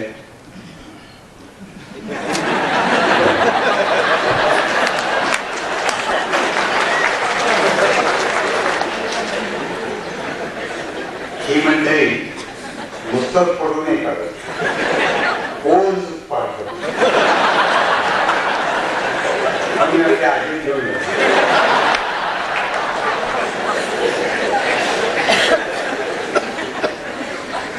ते ही सगळी मंडळी त्याला कसं बोलत असतील, त्यांचं वक्तृत्व कसं असेल, त्यांचे श्रोते हे त्या काळामध्ये कोणत्या श्रोता वापरताना विचारायचे मला पण कोणत्या दर्जाचे असतील. आज आपण परीक्षित शिक्षित आहोत, कुठेतरी शाळेत, कॉलेजात आणखी कुठेतरी आपण शिक्षण घेतलेले लोक. निबंध म्हणजे काय, प्रबंध म्हणजे काय हे पण आपल्याला आता समजायला लागलेलं आहे, चांगलं समजत आहे. त्यामध्ये काही नाही ना, अशिक्षितता किंवा ज्या अर्थाने आपण आज शिक्षण म्हणतो त्या अर्थाने अशिक्षितता ही फार प्रचंड स्वरूपात आहे. महाराज शेंद्यांना एकाने सगळं सांगत होते ज्या शिक्षणी मध्ये बोलतो एवढं ते हा असं म्हटलं, खरंच म्हटलं याची निवृत्त राजकारण त्यांनी म्हटलं. तर त्यावेळेस त्यांनी एकदम महाराज शेंद्यांनी जाणं सांगितलं ठीक आहे कुलकर्णी आहे का, म्हणजे कुलकर्णी गावातला हिशे घेणं हे त्यांनी बघितले. बाकी इतरांना काही लिहिणं वाचणं हे जसं नाही, माहीत नाही. तसंच वक्तृत्व हे समजावून घेण्याकरता ती एक प्रज्ञा लागते. तर ती तरी लोकांची त्याला कितपर्यंत होती, कुठपर्यंत होती, मला जरा शंका देत होता हे बघता. मी ह्या कवींची नावं घेतली की कवी त्यावेळेला कसे बोलत असतील, त्यांचं वक्तृत्व कसं असेल. सगळे संतही आहेत आणि कवी पण पुढच्या काळामध्ये जे पंडित झाले, हे जे पंडित आहेत त्यांनी काव्य वगैरे काही लिहिलेले नाहीये, परंतु पंडित आहेत, ग्रंथ लिहिलेले आहेत, हे कसे बोलत असतील. शिवाजी महाराजांच्या पती अशा त्याच्या पंडितांची मोठी रांग आहे. महाराजांनी माणसं गोळा केलेली आहे. त्याच्यामध्ये एक दैवत नेहमी मला परत तिथंच उल्लेख करायला पाहिजे. त्याचं नाव होतं बाळकृष्ण दैवज्ञ संगमेश्वरकर हा सोनार आहे, पण विद्वान आहे, प्रकांड पंडित आहे आणि त्याचा अभ्यास स्पेसचा आहे. शिवाजी महाराजांच्या वेळेला स्पेसचा अभ्यास करायला म्हणून त्यांनी एक ग्रंथ लिहिलाय. तो ग्रंथ उपलब्ध आहे, कोणी वाचत नाही. ग्रंथ संस्कृत मध्ये आहे. ग्रंथाचं नाव आहे कर्णकौस्तुभ. अत्यंत उत्कृष्ट दर्जाचा हा श्रेष्ठ माननीय पंडित आजही परदेशामध्ये स्पेस या विषयाच्या संदर्भात मानला जातो. इतका मोठा आहे. तो बोलत कसा असेल, तो कवी नाही आहे पण पंडित आहे. त्याचं गद्य उत्कृष्ट दर्जाचं आहे, ते दिसत आहे, त्याच्या ग्रंथात दिसत आहे. तो बोलत कसा असेल, वक्तृत्व कसं असेल त्याचं. खुद्द स्वतः शिवाजी महाराज हे काही भाषण उद्घाटन वगैरे नसेल त्यांच्या वाक्याला, परंतु काय कसे बोलत असतील हा माझ्या मनामध्ये लहानपणापासून एक कुतूहलाचा विषय तो अजूनही आहे. ते कसे बोलत दानवसाहेब पेशवे, पहिले बाजीराव पेशवे, तात्या टोपे, आणि मधल्या युगातली, पुढच्या युगातली आणि पूर्व काळातली म्हणजे कशी बोलत होती. शहाजी राजांच्या मध्ये 33 पंडित आहेत. 33 इतके मोठ्या संख्येनं त्यांच्याकडे जे पंडित आहेत ते किती बोलत असतील म्हणजे तुम्ही वक्तृत्व कसे बोलत असतील. काही पत्ता लागत नाही, टेप रेकॉर्डवर नव्हता. आजची जी साधन आहे ती अजिबात नाही. एक फक्त उत्तर मला सापडलं, मी माझ्या पाहण्यात आलेलं आहे, माझ्या वाट्याला आलंय म्हणा. आणि तो म्हणजे शिवाजी महाराजांचा त्याची पहिली लढाई आहे. तारीख सुद्धा म्हणजे योगावधी त्या दिवसाची तारीख सुद्धा उपलब्ध आहे, म्हणजे काढता आलेली आहे. तारीख 8 ऑगस्ट 1648. पुरंदर किल्ल्यामध्ये यावेळेला आलेल्या प्रचंड आक्रमणाला तोंड देण्याकरता शिवाजी महाराज उभे राहिले. त्यावेळेला महाराजांचं सैन्य कमी होतं, ते नेहमीच कमी होतं. महाराजांच्या विषयी सैन्य फार होतं, अगदीच कमी. शत्रूचं सैन्य नेहमीच जास्त. शाहिस्तेखांचं सैन्य 1,35,000, त्यात 78,000 घोडेच व्हा. काय होतो म्हणजे एक शहरी तो असं होतं ना या कडवा मतदारसंघात.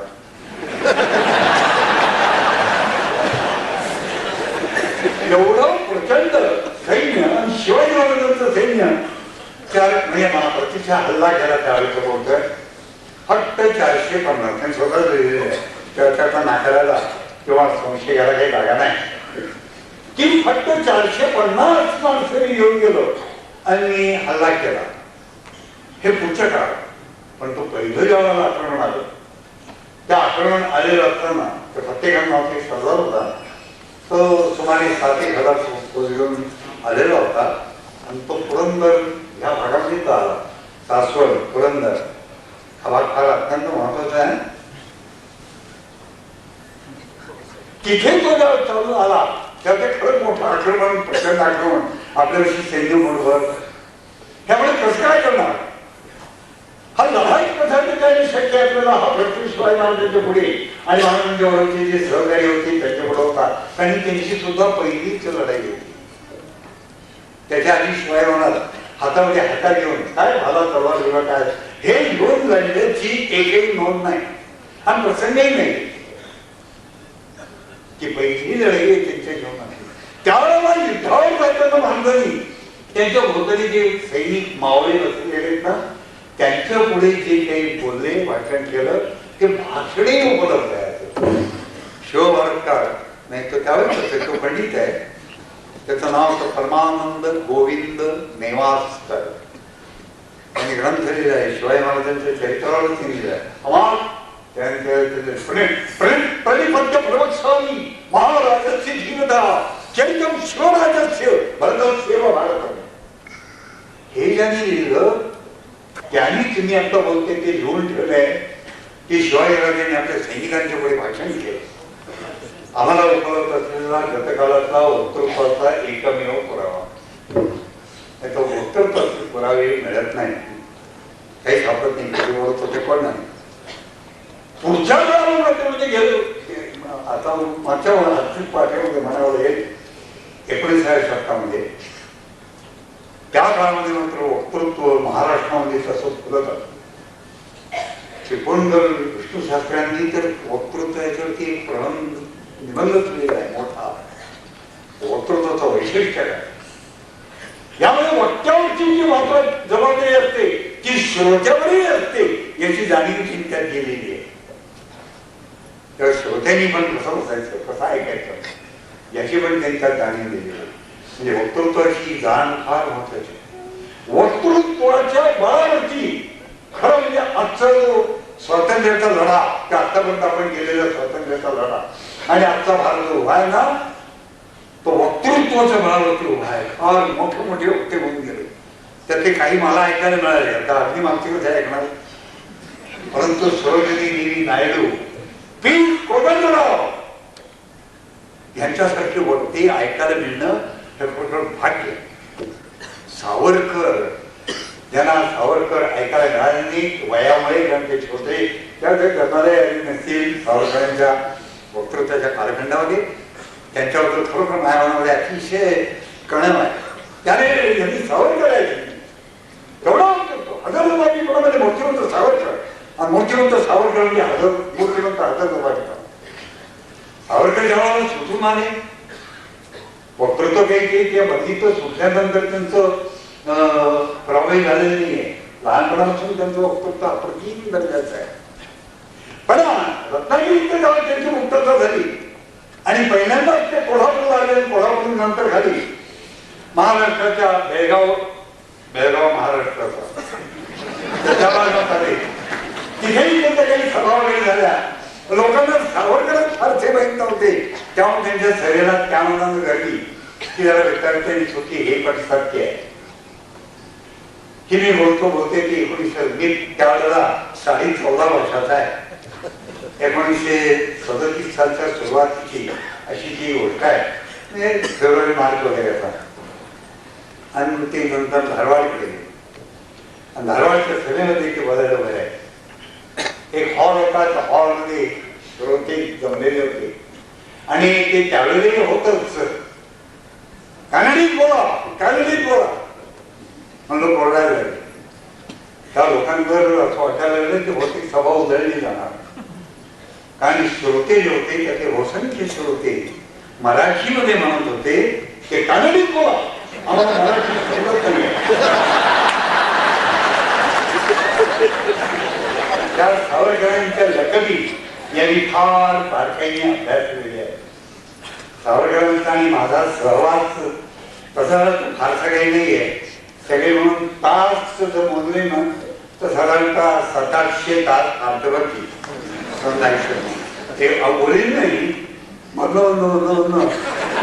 कधीतरी 1 तास, कधीतरी अर्धा तास, कधीतरी 15 मिनिटं, कधी 2 तास.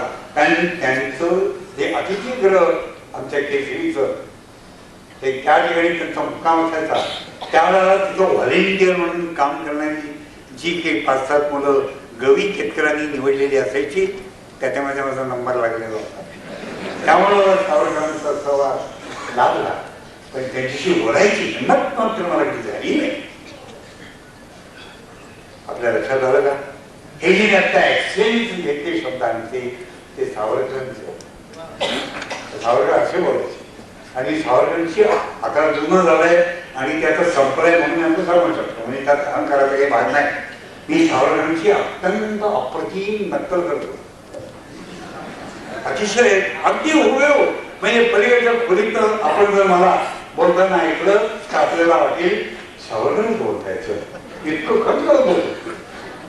आणि आता सावरकरांच्या सहवासामध्ये आपल्याला ते जमणार.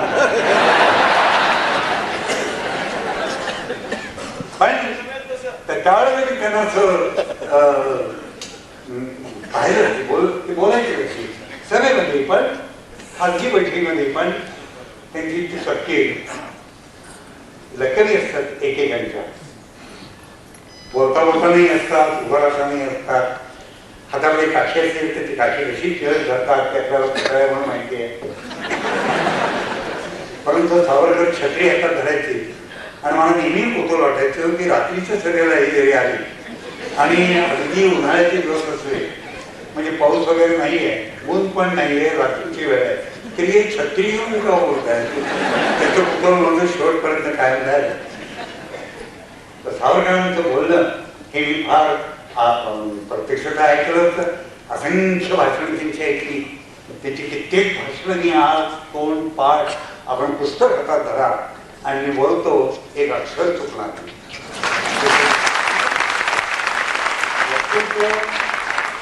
शिवाजीरावांचं ते लेणं आहे ते सरस्वतीच आहे, ते स्वयंभू आहे, पण तो वक्तृत्व हे एकदम प्राप्त होतं असं मला वाटत नाही. त्याच्याकरता तपश्चर्या करावी लागते.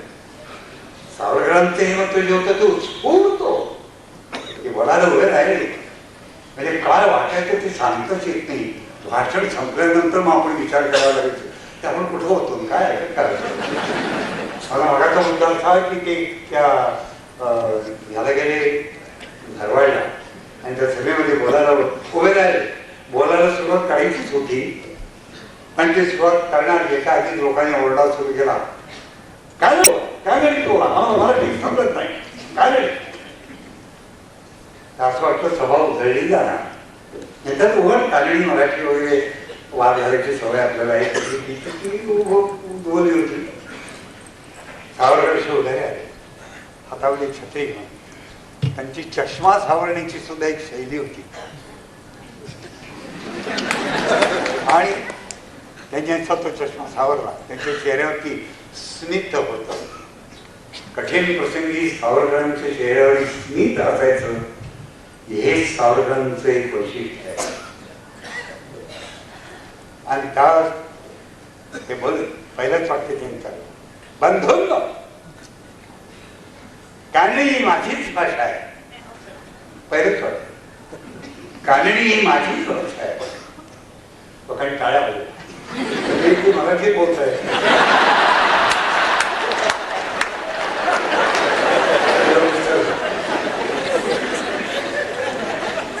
परंतु तुम्हाला वाईट वाटतं की मला कानडी बोलताय. मला गुजराती येतं, मला मराठी ते येतच येतं, मला बंगाली येतं, मला थोडंफार तेलुगू येतं, आणखीन काही भाषा मला येतात, पण कानडी मला येत नाही. येतं मला अत्यंत दुःख. आपण म्हणाल या सगळ्या भाषा आपण कुठे शिकलात आणि कानडी का नाही शिकला? मी ज्यावेळेला अंदमानामध्ये होतो त्यावेळेला असंख्य देशभक्त तिथे आलेले होते.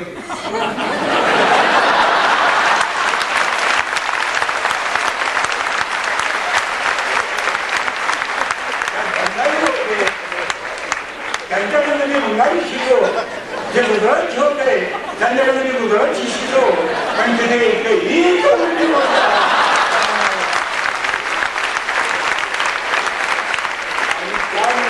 सावरकरांचं भाषण हे अत्यंत व्यवस्थितरित्या निर्विघ्नपणे काय ते व्यवस्थित केली. हा हजरजबाबीपणा आहे, हा सावरकरांचं वक्तृत्व ठाई ठाई लावून. आपल्याला आठवतं का 1958 साली त्यांचा अत्यंत मोठा सत्कार कॉम्रेड मिरजकर यांच्या अध्यक्षतेखाली मुंबईला झाला. अनेकांची भाषण झाली. एस एम मंचे अण्णा, एस एम जोशी तेही बोलले.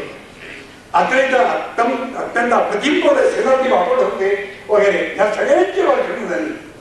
त्यात नाव बोलणं मुद्दाम सांगत नाही, पण एक वाक्य बोलले आणि ते असं म्हणाले, त्या सावरकरांचा सत्कार करतो त्या लोकांना आश्चर्य वाटतं की तुम्ही सावरकरांचा सत्कार कसा काय करता. मी त्यांना असं सांगू इच्छितो, तो वक्ता बोलतोय की मी त्यांना असं सांगू इच्छितो की आम्ही जो सत्कार करतो तो 1905 सालच्या सावरकरांचा सत्कार करतो. 1905 सालचे सावरकर आम्हाला मान्य आहे. आणि नंतर लगेच सावरकरांचं भाषण होतं. त्या सावरकर उभे राहिले, त्यांच्या नेहमीच्या पद्धतीप्रमाणे बंधन ना, आणि नंतर म्हणाले की माझे मित्र, त्यांचं नाव घेतलं, हे आता असं म्हणाले की मी आज जो सत्कार करतो ते 1905 सालच्या सावरकरांचा सत्कार करतो. बरोबरच आहे. 1905 सालचे सावरकर समजायला त्यांना 1958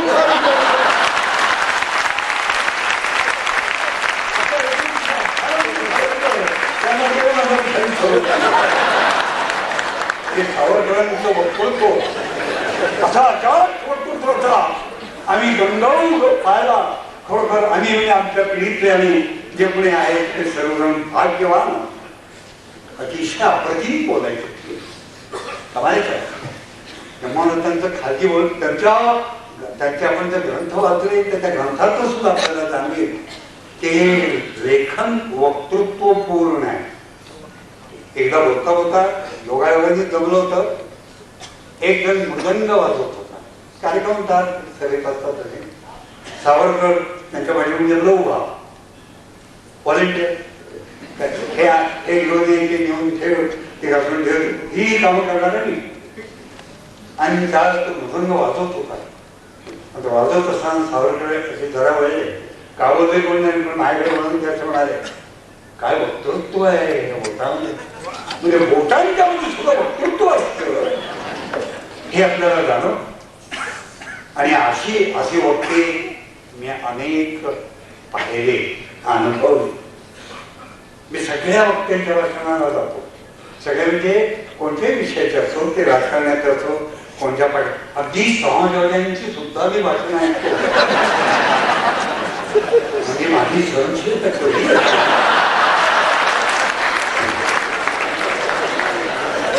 मी कुठल्याच राजकीय पक्षाचा नाही, माझा कोणत्याही राजकारणाशी संबंध नाही. पण मला ती रक्कम शिकायची की ते बोलतात कसे, ते उभे कसे राहतात, त्यांची काय रक्कम आहे. म्हणजे आपले आबासाहेब धुमदार आपण अनेकांनी पाहिले असतील, जरा तरुण पिढीला मी माहिती असणार. त्यांची एक रक्कम होती. त्या अंगावरची जी उपकरणं घ्यायचे ते पट्टीदार इस्त्रीचं भरदरी सरदारी उपकरण असले आणि ते घेत असताना ते सरकायचं म्हणजे गुळगुळीत. आणि मग म्हणून त्यांची एक सवय लागली असं ते सगळे कोर्टान सुद्धा ते असे राहायचे. आणि ते उपकरण सुद्धा इतकं अज्ञात आलं.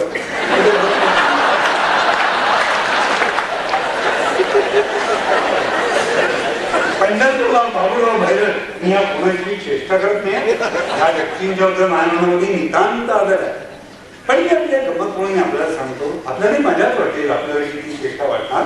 पण खरोखर इतकं मोठी माणसं येतो की त्यांच्या पायाची बसण्याचीच फक्त आमची लायकी आहे. इतकी इतकं होती. आता इतकी वर्ष वगैरे नाहीये, आवाज ते गेले. पण पंढरपूरला एक महापंडित होता बाबूराव भैरव. आमच्या प्राचार्यांना नक्की माहिती आहे. बाबूराव भैरवांची एक लकब होती. ते मोठा कोट घालायचे. ते मरण पावले. ते जवळजवळ 95 वर्षाच्या नंतर ते मरण पावले. इतकं दीर्घायुष्य त्यांना लावलं. छान बोलायचे, उत्तम बोलायचे. त्यांचा विषय ठरलेला होता संत वाङ्मय, त्यांचं काव्य वगैरे हा तो विषय फार सुंदर बोलायचे. पण बोलत असताना मी नेहमी पाहायचा की त्यांना त्यांचा जो कोट होता त्या कोटावर खूप गुंड्या होत्या. फार इथपासून ते गुडघ्यापर्यंत लांबचं लांब कोट काळा. आणि त्यांची लकब होती की ते गुंड्या सोडत सोडत बोलायची.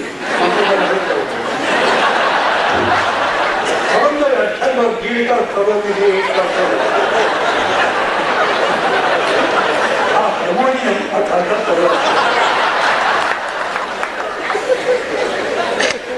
पण वक्तृत्व माणसं जिंकायची असतात हा एक भाग झाला. पण माणसांच्या मनात काहीतरी पेरायचं असतं हा अत्यंत महत्वाचा भाग. अनंतरावांनी सांगितलं, अनंतराव आपल्या भाषणात बोलले की ते पेरायचं असतं. ते पेरणी जी आहे ती अत्यंत महत्वाची आहे. आणि ती पेरणी या आमच्या काळात आता मी मागच्या पिढीत जमा आहे. आता कसा हिशेब संपत आलेला आहे, ते संपलेलं आहे. आता वाट गळती आहे. पण ज्या काळामध्ये होतो आम्ही आणि ते ऐकत होते, या सगळ्या लोकांचे वक्तृत्व ऐकत होतो, त्या विलक्षण वाटत होतं. खाजगीरित्या सुद्धा बोलताना ही माणसं अतिशय चातुर्याने बोलत असत. महात्माजींच्या बद्दल बोलताना सरोजिनी नायडू असं खाजगीरित्या सभेत नव्हे पण बोलताना असं म्हणाल्या त्या, कारण गांधीजी अतिशय गरिबांचे कैवारी होते हे आपल्याला माहितीच आहे. पण नंतर खर्च खूप असायचा. हो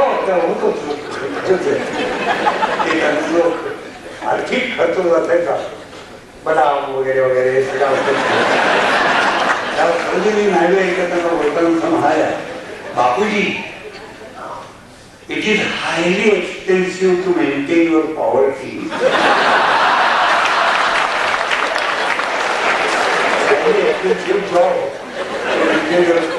पॉवर्टी हे पाहिल्यानंतर या माणसांची जी प्रतिभा आहे ना ती रचना. आणि आज आपण एका अत्यंत बुद्धिमान आणि तेवढ्याच प्रतिभावंत अशा वक्त्याचं भाषण ऐकण्याकरता मी आणि आपण इतक्या प्रचंड गर्दीने इथे जमलेलो होतो. आणि ते आपणाला मनसोक्त ऐकणार होतं. खरोखर शिवस्मारक मंदिराचं भाग्य फार मोठं आहे. या इमारतीचं की व्यासपीठावरती सुद्धा श्रोते लाभत नाही वाटत. मला एक प्रसंग आठवतो, अनेकांना तो आठवेल. कारण निदान मी आता बोलतोय हे सांगत असताना निदान पाश्चात्य मंडळी निदान 2-3 तरी तिथे असतील. काय घडलं, इथे कवी संमेलन झाले. कवीची नावं सांगत नाही आणि माणसूच नाही,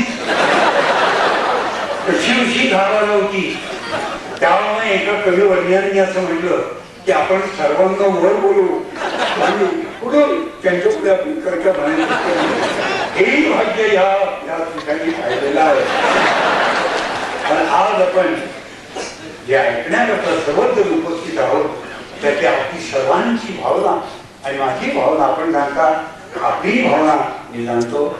आणि म्हणून मी असंही मला सांगितलंय एक तास बघा, परंतु बोलतोच आहे ना नेहमी. आता तर असं झालंय अध्यक्ष म्हणून कोणी खाली नाव ठरतच नाही.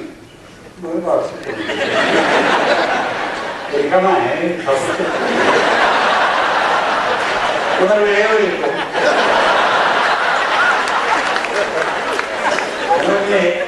इथंच थांबतो आणि आदरणीय त्यांच्या वक्तृत्वाबद्दल बोलायला, मी त्यांच्या वक्तृत्वाबद्दल बोलण्यापेक्षा आपण ते प्रत्यक्ष अनेक ऐकलेले आधी आपणाला उत्सुक आहात म्हणून मी त्यांना विनंती करतो की हे नवनवैन्मेष शालिनी सरस्वती ये.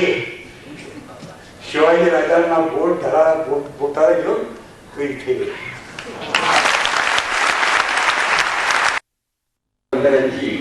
मी अनेक भाषण ऐकली, पण आज मात्र त्यांनी चातुर्याचा कळस केला असं म्हणाला. कारण ते फक्त इतिहासामधलं सत्य सांगत असत, पण समाजामधलं सत्य जाणणारे, अभ्यासणारे एक विचारवंत म्हणून आम्ही त्यांना मुद्दाम आचार्य. हे माझं एक स्फूर्तीस्थान म्हणून मी बाबांकडे पाहतो. कारण खेड्यापाड्यातून आणि वाड्या खेड्यातून आणि शहरातून सर्वत्र संचार करणारा हा शिवभक्त इतिहासाच्या साक्षीनं वर्तमानाला आकार देत होता. आणि हा आकार जेव्हा प्राप्त होत होता तर श्रोत्यामध्ये मी इथे येत होतो. बाबांपासून मी स्फूर्ती घेतली आणि आपल्या आवडीचा विषय आपण निश्चित करून त्याचा तेवढा अभ्यास करावा आणि लोकांपुढे मांडावा असं मला त्यावेळी वाटलं. पण इतक्या मोठ्या संख्येने लोक खरं भाषणासाठी येतील, जमा होतील असं त्यांनाही वाटलं नाही आणि मलाही वाटत नव्हतं. पण श्रोता जाणता आहे आणि जाणता राजाच नव्हे तर जाणता श्रोता हाच खरा राजा हे जो मानतो. त्याला बोलण्याची बुद्धी होते म्हणून आयुष्यभर बाबासाहेब खरं बोलत राहिले. त्यांना सावरकरांचा सहवास लावला. मी सावरकरांची भाषणं ऐकली. शब्दशक्तीवरती माझा विश्वास होता. कमीत कमी शब्दामध्ये अधिकात अधिक काही सांगता येईल का. आपलाही वेळ वाया जाऊ नये आणि इतरांचाही आपण तो घेऊ नये आणि शब्दांचं सहाय्य देऊन फक्त सत्य कथन किंवा प्रतिपादन करावं हा माझा खरं ध्यास होता. वक्त्यांच्या यादीमध्ये माझं नाव केलं कसं हे खरं मला कळलं. कारण मी आवाज चढवून कधी बोललो नाही आणि तरी देखील माणसं ऐकत राहिली. याचा अर्थ असा की लोकांचा कान तयार होता आणि मन प्रगल्भ होतं. त्यामुळं ज्याला कमीत कमी बोलावं लागतं तो खरा भाग्यवंत आणि त्यापैकी मी एक आहे. कारण महाराष्ट्रातल्या लोकांची समज फार चांगली. थोडं सांगा थोडं पुरे अशी सूचना ते देत असतात आणि ही सूचना ते घेऊ शकतात. ते चांगले वक्ते होऊ शकतात. त्या कवी संमेलनाला लोक का आले नाही की शेवटी हे तरी कवी आहेत किंवा नाही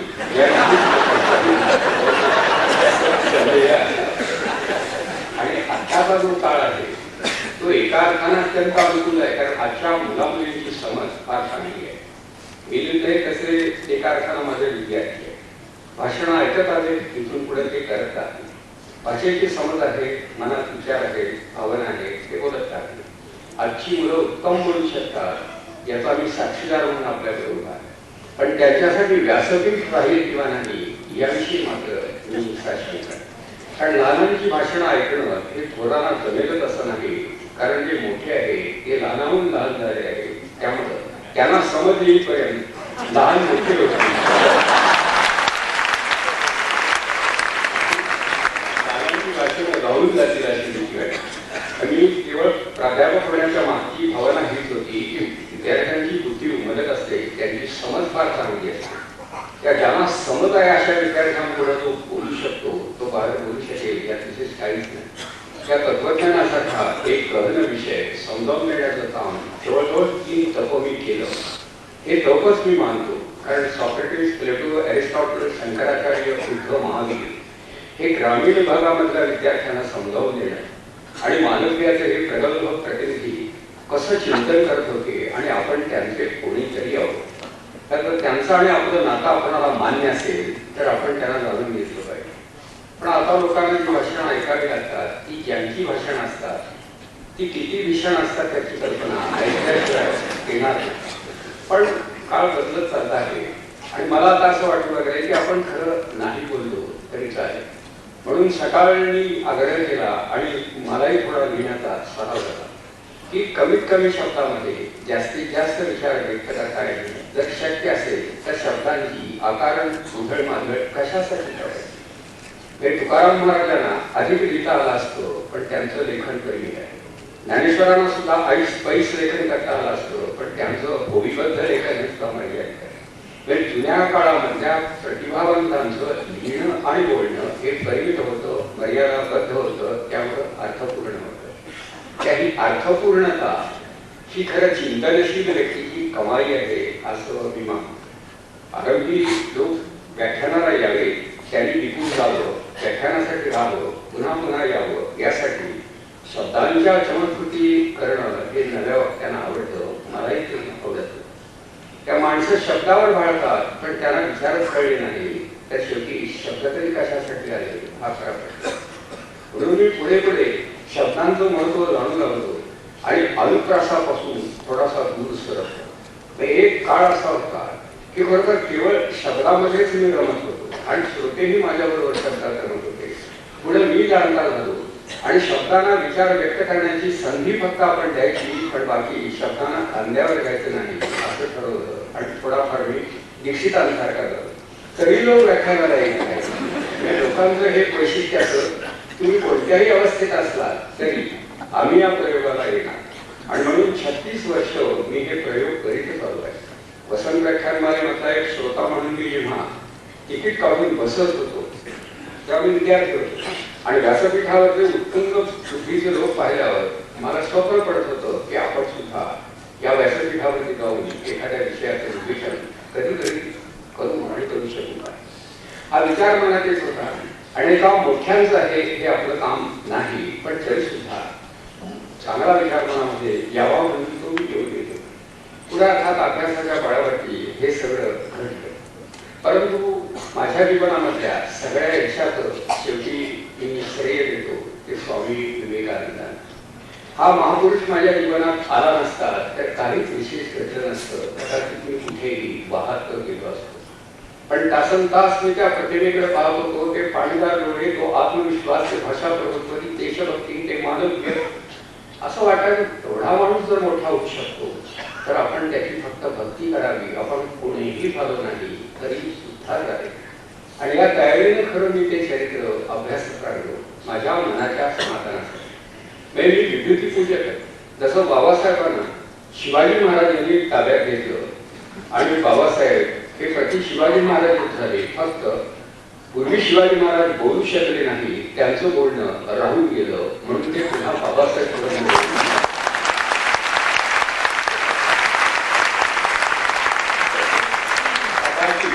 विवेकानंदांच्या बाबतीत घडलं असेल की मराठी भाषिकांना हा बंगाली आणि विशेषतः इंग्लिश भाषेतून वक्तृत्व करणारा प्रज्ञावंत हा समजला पाहिजे असं मला खरं वाटत होतं आणि हे उत्स्फूर्तपणे वाटत होतं म्हणून मी तो अभ्यास केला. पण पुढे योग असा की 1963 साली विवेकानंद जन्मशताब्दी देशभर साजरी झाली आणि तेव्हा वक्ते थोडे कमी पडले. पुढे विवेकानंद शिला स्मारकाचं काम उभं राहिलं. त्यातले माझे एक सांगाती सोपली आणि सातारा जिल्ह्यातले ख्यातनाम कार्यकर्ते दासी देसाई समोर बसले. आम्ही मंडळी ठरवलं की कन्याकुमारीचं स्मारक हे झालं पाहिजे. पण विवेकानंद कोण हेच लोकांना कळलं नाही तर हे स्मारक कोणाचं हे कसं लक्षात येणार. म्हणून रानोमाळ फिरणं आणि विवेकानंद लोकांना समजावून देणं एवढंच काम खरं मी भक्तिभावाने केलं. पण हे करता करता मला एवढं यश प्राप्त झालं की नानाविध विषयावरती बोलण्याच्या निमित्तानं लोकांनी बोलावणी केली आणि मी अभ्यासपूर्वक खरं बोलतो. पण यापेक्षा खरं मीही विशेष काही केलं. जात होतो, उभा राहत होतो, माहीत असेल सांगत होतो, जो काही घेत होते त्यांच्या ज्ञानात भर पडत होती, मला समाधान मिळत होतं. गोष्ट साधी होती, सोपी होती, सरळ होती. पण सरळ होती म्हणून सोपी होती आणि सोपी होती म्हणून आवडत होती. अपांग तांडव पद्धतीनं मी स्वतःचे तरी हाल करून घेतले आणि इतरांचे केले नाही. पण मुळात आपली शक्ती थोडी आणि ती जर अशी आपण वापरली तर सांगणं राहून जाईल म्हणून मी अत्यंत संत गतीनं हे समजावून घेतलं. पण तेही लोकांनी गोळ करून घेतलं. म्हणजे आजच्या आपल्या उपस्थितीवरून हे सगळ्यांच्या लक्षात आलं असेल की अशी भाषण माणसं ऐकत असतात. माणूस हा मुळातच विचारशील आहे की बाकीच्या प्राण्यांना विचार करता येत नाही आणि विचार शब्दातून व्यक्त करता येते. त्या शब्द नावाची शक्ती फक्त प्रगल्भ मानवाच्या ठाई आहे. हात आणि शब्द ही माणसाची अनन्यसाधारण सामर्थ्य. बाकीच्या प्राण्यांना हात नसल्यामुळं ते काही करू शकत नाही आणि शब्द शक्ती त्यांच्याजवळ नसल्यामुळं त्यांच्या विचारांची अभिवृद्धी घडत नाही. त्यामुळे दावणीमध्येच त्याने काळ काढावा लागतो. त्या माणूस हा बाहेर पडला, उन्नत झाला, तो त्याच्या शब्दशक्तीमुळं हे कळल्यानंतर खरं शब्दांचा विचार मी करू लागलो आणि फिलॉसॉफीमध्ये विचार खूप करावा लागतो. विचार म्हणजे काय असं कोणी कोणाला विचारलं तर सांगता सुद्धा येत नाही की विचार हा एक मनोव्यापार आहे. पण त्यांची वैशिष्ट्य कोणती? त्यामध्ये प्रतिमा आणि शब्द येतात, त्यात एक अनुक्रम असतो, आणखी काय करत असतो, त्याच्यावरती काही ग्रंथ तयार झाले. त्या विचार म्हणजे काय या विषयावरती विचारपूर्वक 2-3 व्याख्याने देण्याचा मी जेव्हा प्रयत्न केला तेव्हा माझ्या लक्षात आलं की आपण विचाराविषयी विचार केला नाही, पण विचार न करता आपण बोललो, लोकांनी विचार केला. माणूस हा विचारशील प्राणी आहे ही माणसाची व्याख्या खरी, पण माणूस विचार करतो म्हणजे नेमकं काय. म्हणून पुन्हा ते सगळं मानसशास्त्र हे वाचावं आणि मग वाचता वाचता कळू लागलं आणि कळलेलं फक्त मी बोलू लागलो. बाबांची एवढी व्याख्यानं मी ऐकली की त्यांच्या अनेक व्याख्यानमालेच्या उद्घाटनासाठी किंवा समारोपासाठी मी गेलो. वैशिष्ट्य असं की खेड्यापाड्यामधली माणसं गाड्या गुंतून येईल, हजारोच्या संख्येनं माणसांचा तळ पडलेला असायचा आणि बाबासाहेब पुरंदरे या नावाचा भटक्या अंगाचा पायजमा काढणारा एक अज्ञात युवक उभा राहिला. लोकांना असं वाटायचं की बाबासाहेब पुरंदरे येत आहे हे सांगण्यासाठी त्यांचे सचिव बहुतेक पुढे आले.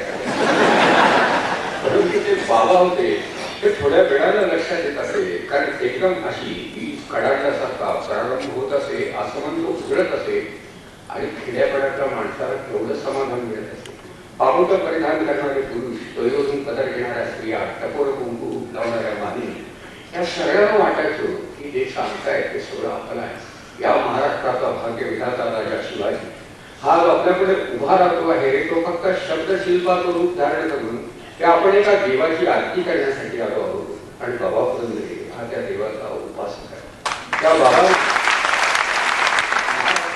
मान दिला आणि केवढी सद्भावना आहे. नाही त्या गरीब माणसांजवळ आहे काय मला सांगायचे, बैलगाडी येत होते, त्यांच्याजवळ काही नव्हतं. बाबा त्यांना काही मागत नव्हते, बाबा फक्त त्यांना सांगत होते, त्यांचा देव त्यांना दाखवत होते, लोकांना त्यात समाधान मिळत. ते पाहून मला असं वाटू लागलं की बाबांचा देव हा गवसला आहे, सापडला आहे. मलाही माझा देव सापडलेला आहे. तेव्हा मीही हा देव लोकांच्या पुढे उभं करण्याचं काम का करू नये आणि म्हणून मी खरं व्याख्यानामधून व्याख्यानात देत राहिलो. विवेकानंद मला पावले असं मी मानतो. त्यामध्ये वक्तृत्वाचा कसलाही भाग नाही लक्षात ठेवा. हे तळमळीने सांगावं असं वाटतं आणि तो एक फार एक मोठा पुरुष, महायोगी आणि भाषापटू आणि देशभक्त विवेकानंदांच्या व्यक्तिमत्वाचे पैलू आले. पण अमेरिकेमध्ये जाऊन जेव्हा मी अगदी शिकागोचा तो सारा परिसर पाहिला आणि विवेकानंदांच्या जीवनावर व्याख्यानं दिली, मला बरं वाटलं. पण पावणं म्हणजे काय हे आपल्याला कळावं, विशेषतः की वयानं लहान मुलं आहेत त्यांना कळावं की विवेकानंदांचं एक चरित्र मी पाहिलं, त्याची किंमत 1 रुपया होती. इंग्लिश होतं पण माझ्याजवळ 1 रुपया होता. त्यामुळे मी त्या शेवटी पुस्तकाव समोरून फक्त एजा करत होतो की निदान आपल्याला ते दिसावं. विकत करणे काय शक्य नाही, पण पाहावं. शेवटी 1 रुपया कुठून तरी माझ्याकडे आला आणि ते पुस्तक मी घेतलं. मी वाचलंच नाही, नुसतं बघत होतो, नुसतं अगदी छातीला असं कवटाळून धरत होतो, पुन्हा त्याच्याकडे पाहत होतो. मला काहीतरी सापडल्याचा आनंद मला मिळत होता. आणि पुढं मग माझ्या लक्षात आलं की हा परमेश्वर यांच्या मुखाने बोलतोय, खरं आपण हे जाणायला पाहिजे. आणि मग बारकाईने एक एक विचार मी जाणत होतो की माणूस म्हणजे कोण, हे माणसाला कळलं कुठे. मुळात आपण फक्त मानवी आकृती म्हणून प्रकट होतो, पण आपल्या अंतर्यामी असणाऱ्या अनंत सामर्थ्यांचा शोध घेण्याचा प्रयत्न आपल्या परीने आपण कधी करीतच नाही. मग स्वामीजींचा तो राजयोग सावकाशीने वाचू लागतो. Each soul is potentially divine. The goal is to realize this divinity by controlling nature, internal and external. थांबायचं. Each soul is potentially divine. हे आता अमृत स्वरूपामधला हा परमेश्वर आहे, ही दिव्य शक्ती आहे. पण ध्येय कुठलं? The goal is to realise this divinity by controlling nature. By controlling nature याला फार अर्थ आहे. इंटरनल आणि एक्सटर्नल हे नियमन आहे योगामध्ये. आंतरविश्व आणि बाह्य विश्व यावरती एक प्रभुत्व संपादन केलं जातं. पण हे करण्याचं तंत्र कोणतं, मार्ग कोणता? The tool is either by wealth or worship or psychic control or philosophy, any one or more or all of these and these. अर्थात त्या काळचं इंग्लिशही बरं होतं. विवेकानंदांचे हे सगळे ग्रंथ मी वाचले, काही मुखोद्गतच झाले. हे मुखोद्गत करण्याची बुद्धी मला कोणी दिली तर स्वामी रंगनाथानंद या नावाचे आंतरराष्ट्रीय कीर्तीचे इंग्लिश वक्ते या विवेकानंद कुलात झाले. आजही ते आहेत असं मला वाटतं, पण त्यांचं वय 96-97 असेल. तर स्वामी हे मॅट्रिकची परीक्षा उत्तीर्ण झाले आणि विवेकानंद मठामध्ये खाली बंगलोर भागामध्ये काम करू लागले. तर त्यांनी मला सांगितलं की भोसले, मी फक्त भाजी चिरण्याचं काम करतो. मला विवेकानंद आवडत होते, त्यांचे ग्रंथ मी वाचत होते. विवेकानंदांच्या समग्र साहित्याची मी 60 वेळा पारायण केली.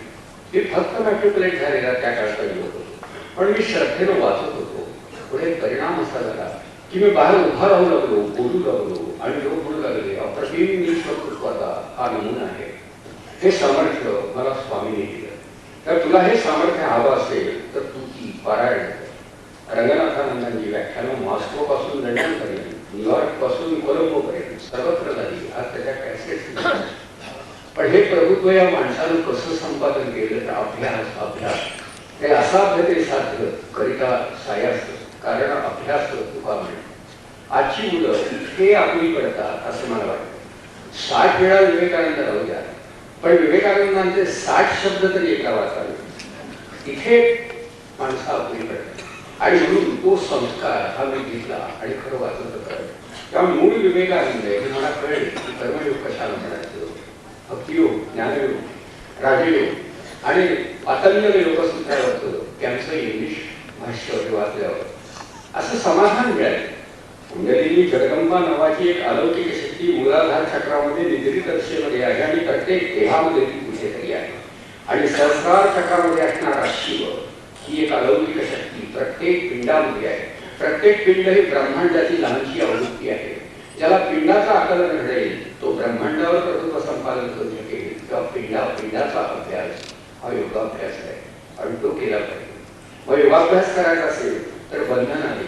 आचार, विचार, आहार, विहार या सर्व बाबतीत. त्यामुळे मी पहिल्यांदा वारकऱ्यांचा आहार पत्करला. मुळात मी सौम्य आहारीच होतो. नाहीतर बरेच नातेवाईक सांगायचे आपण भोसले आहोत, आपण तू शिवाजी आहे. परंतु शिवजयंती वाचला बाबांच्याही लक्षात आला असेल की शिवाजी महाराजांचा आहार अतिशय परिणत. महाराज फार आहार घेत नव्हते. फार आहार घेणारे इतिहास घडवू शकत नाही, कारण त्यांचा सगळा वेळ खाण्यामध्ये. आहार विषयी काही संकेत आणि बंधन ही या थोर पुरुषांच्या चरित्रातून खरं मला कळली.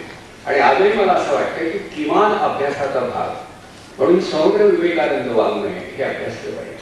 मी सर्व विद्यापीठांना सांगतो की एक गांधी, एक विवेकानंद, एक सावरकर त्यांचं समग्र साहित्य वाचणाराला आध्या मध्या परीक्षा न घेता त्यांनी ते वाचलं आहे किंवा नाही याची खात्री करून द्यावी आणि त्यांना एकदम PhD ही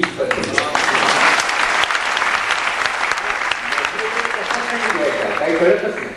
बाबासाहेबांचं शिवचरित्र हे सुद्धा बारकाईनं जो अभ्यास केला त्याला स्वतंत्र बदलून द्यायला काही हरकत. आमची रीतच मुळात चुकीची आहे. 8-10 वर्ष मुलांना नुसतं पुढत नाही, त्यांनाही कळत नाही आपण कुठे चाललो काय. पण अभ्यास करण्याच्या लावणीला त्यांना बांधून ठेवायचं आणि त्यांना वाढू द्यायचं नाही, त्यांना कृत द्यायचं नाही.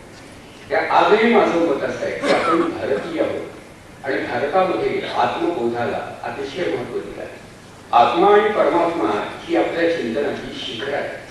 म्हणून आत्मचिंतन करण्याची शक्ती आम्ही यावी असं वाटत असेल तर आपण या पद्धतीने अभ्यास केला पाहिजे. आणि कसा तो या क्षणापर्यंत खरं मी करतोच आहे. काही 77 वर्ष झाली खरी, पण उद्योग माझा काही थांबला नाही. याचं कारण दिवसाकाठी 24 तास योजनाबद्ध पद्धतीनं खरं मी चलत असतो. हे पहाटे 3 तास वाचन केल्याशिवाय मी घराच्या बाहेर पडत नाही. तर जाता जाता प्राणायाम केल्याशिवाय मी काळ काढत नाही. पुन्हा नामजप वगैरे हे सगळं करतो. याचं कारण माझ्या वाडवडिलांची ही ठेव आहे. त्यांनी हे अनुभव दिलाय. भंडाऱ्याच्या डोंगरावर गेल्यानंतर तुकाराम महाराज मला सांगतात की हे मी अनुभवलेलं आहे, तेच तुला सांगतो. माऊली हेच सांगितलं की हा आपला वसा वारसा अभिमानपूर्वक जतन करणारा आणि आपल्या शब्दातून लोकांना समजावून देणारा मी एक सामान्य लोकशिक्षक. खरं हीच माझी पदवी किंवा पात्रता म्हणणार.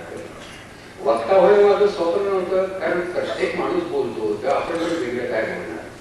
त्याच्यापेक्षा ज्या अभ्यासामुळे माणूस उन्नत होतो, प्रगत होतो आणि त्याच्यामधला परमेश्वर प्रकट होतो, तो अभ्यास आपण करावा आणि लोकांना त्या अभ्यासाची रूपरेखा तरी समजावून घ्यावी. आणि तेच काम करत वक्तृत्व या नावाची जी गोष्ट आहे ती साधनीभूत आहे. हे माझ्या अंगात संचार होत होता, शब्दक्षर मी करत होतो, लोक चकित होत होते, थांबवून बघत होते, टाळ्या पिटत होते. त्यांना काही कळत नव्हतं, मला काही कळत नव्हतं. हे कसं माणसामध्ये असणारी आंतरिक शक्ती, तिचं अस्तित्व पटवून देण्याची रीत कोणती. आता असा अनुप्रसाचा वेळ असतो तेव्हा मग मी एक उदाहरण देऊन सभेत सांगितले किंवा कुठेतरी आंब्याच्या झाडाला शेंड्याला असणारा पिकलेला आंबा खालून दिसत असतो, मुलांना मोह पडतो, हातात दगड घेतला जातो, फेकावला जातो, आंब्याला दिसतो, आंबा खाली पडतो. त्या शेवटी आंब्याची स्थिती, दगडाची गती आणि मुलाची मती या सर्वांची विषय होती. आता याचा परिणाम असा व्हायचा की ती गती, मती आणि स्तुती यातच माणसाला नाही. प्रत्यक्षात अंतर्याम कुणाला दिसायचं नाही. काय म्हणाले दगडाविषयी इतकं चांगलं बोलले. माणूस हा सारखा तारुण्यामध्ये काही मोहात पडतो. एकाला एक असतं की समोर दिसणारी व्यक्ती एक दिवस वृद्ध होणार आहे, तरी सुद्धा त्याला असं वाटतं की कधीच वृद्ध होणार. तसं माणूस शब्दाच्या सुद्धा प्रेमात पडतो की शब्द कधी कधी यश मिळून देतात, पण शब्दांची शक्ती मर्यादित आहे. मागे जर तप नसेल, अनुभूती नसेल तर शब्द काय करू शकणार. म्हणून ज्याला भंग नाही असा अभंग स्फुरल्याशिवाय माणूस तुकाराम होऊ शकत नाही. अतिशय हळूवारपणे खरं अभ्यासकाच्या भूमिकेत आहे. नशीब एवढंच व्याख्यानाने लिहायचे, त्यामुळे गैरसमज झाला की हे उत्तम वक्ते आहेत आणि आता वक्ता म्हणणारा काय असं काय जर एवढे लोक येतात त्यांना ऐकावं असं वाटतं, ते ऐकून त्यांना समाधान मिळतं, हे सुद्धा वक्तृत्वाचं एक लक्षण होण्याला काहीच हरकत नाही.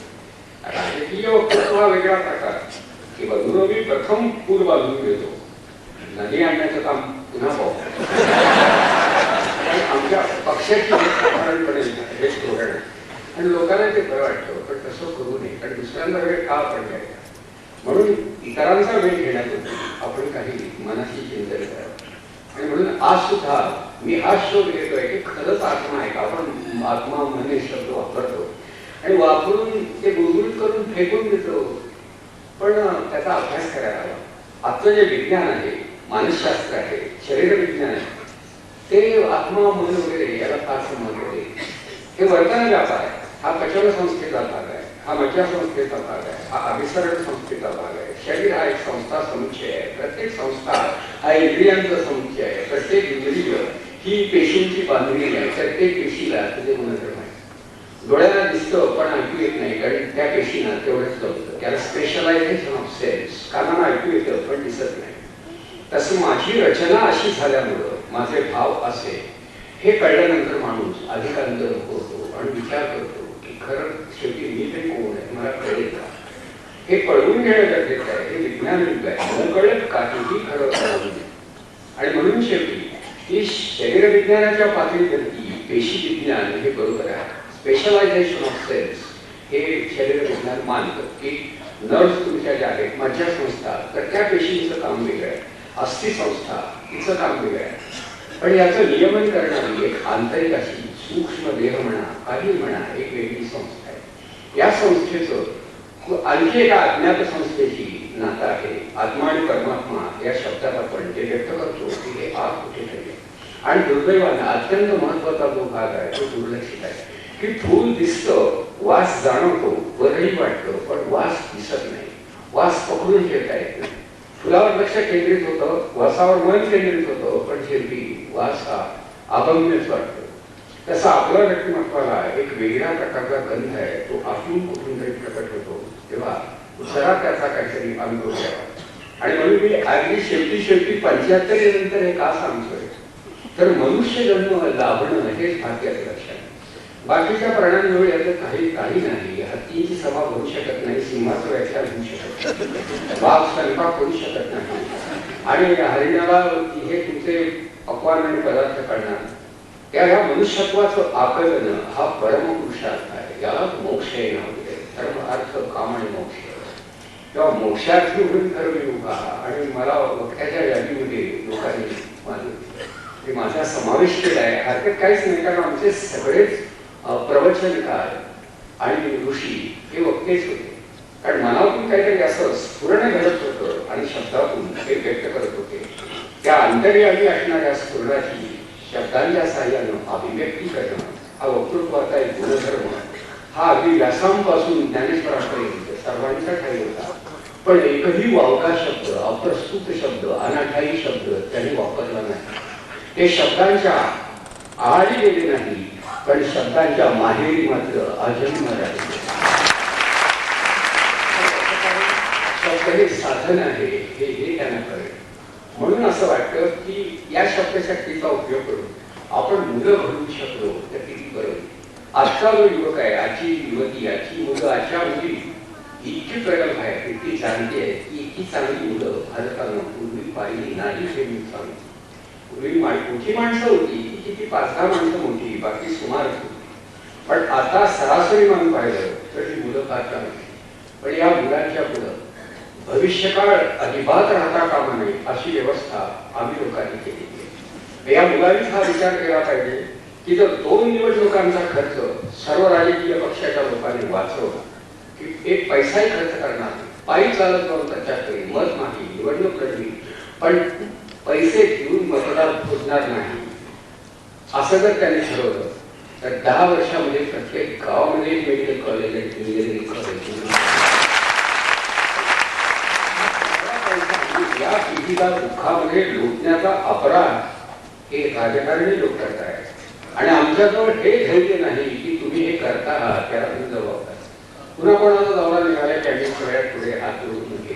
का नाही आपण सांगू तुम्ही हा खर्च कमी करा, दौरे तरी कशाला करता, तुम्ही कोण आहात हे माहिती आहे, काय करताय दिसतंय,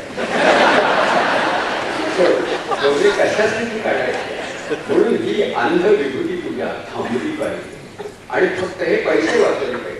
भारतासारखं सगळं राष्ट्र नाही तर त्याला गरीब करण्याचं काम आमच्या लोकांनी केलं. अहो थैल्याच्या थैल्या जातात, इथून खालून जातात, दिल्लीला जातात, दिल्लीवरून पुन्हा खाली मुंबईला येतात. असं पैशाचं वाटप चाललेलं असतं हे मला फार चांगल्या लोकांनी सांगितलं. म्हणाले तसं पक्षात कोणी तुम्हाला विचारलं, तुम्ही पक्षाला काय देता हे पाहून पक्ष तुम्हाला काय द्यायचं हे ठरवतो आणि शेवटी दोघांनी मिळून काय द्यायचं आता हे अधोपतन रोधण्याचं काम या मुलांना करावं लागणार. अगदी प्रत्येकाला त्यांनी जाऊन विचारावं, जमा खर्च सांगा, बाबांनी काही खूप मिळवले, त्या माणसाच्या अंगावरचा सत्रा काय याचं स्टँडर्ड ऑफ लिव्हिंग वाढलं का? एका योजनेसाठी त्यांनी महाराष्ट्राला पैसा मागितला आणि महाराष्ट्राने त्यांच्यावरती पैशाचा पाऊस पाडला, पण वाहत वाहत शिवचरणी गेला आणि इतिहास तो झाला. प्राप्तीचं साधन म्हणून विद्या पणाला लावणारे आणि राजकारण करणारे लोक आहेत, ते खरं या राष्ट्राचा द्रोह करतात. त्यांना कोणी सांगायचं? पण आहे दीक्षित जवळ बसलेले आहे, फोनवरून तरी ते कळतील, कोणी असू दे. या माणसाचं शिक्षण किती मला सांगा. शिक्षण संस्था काढतात, चालवतात, मंत्री होतात.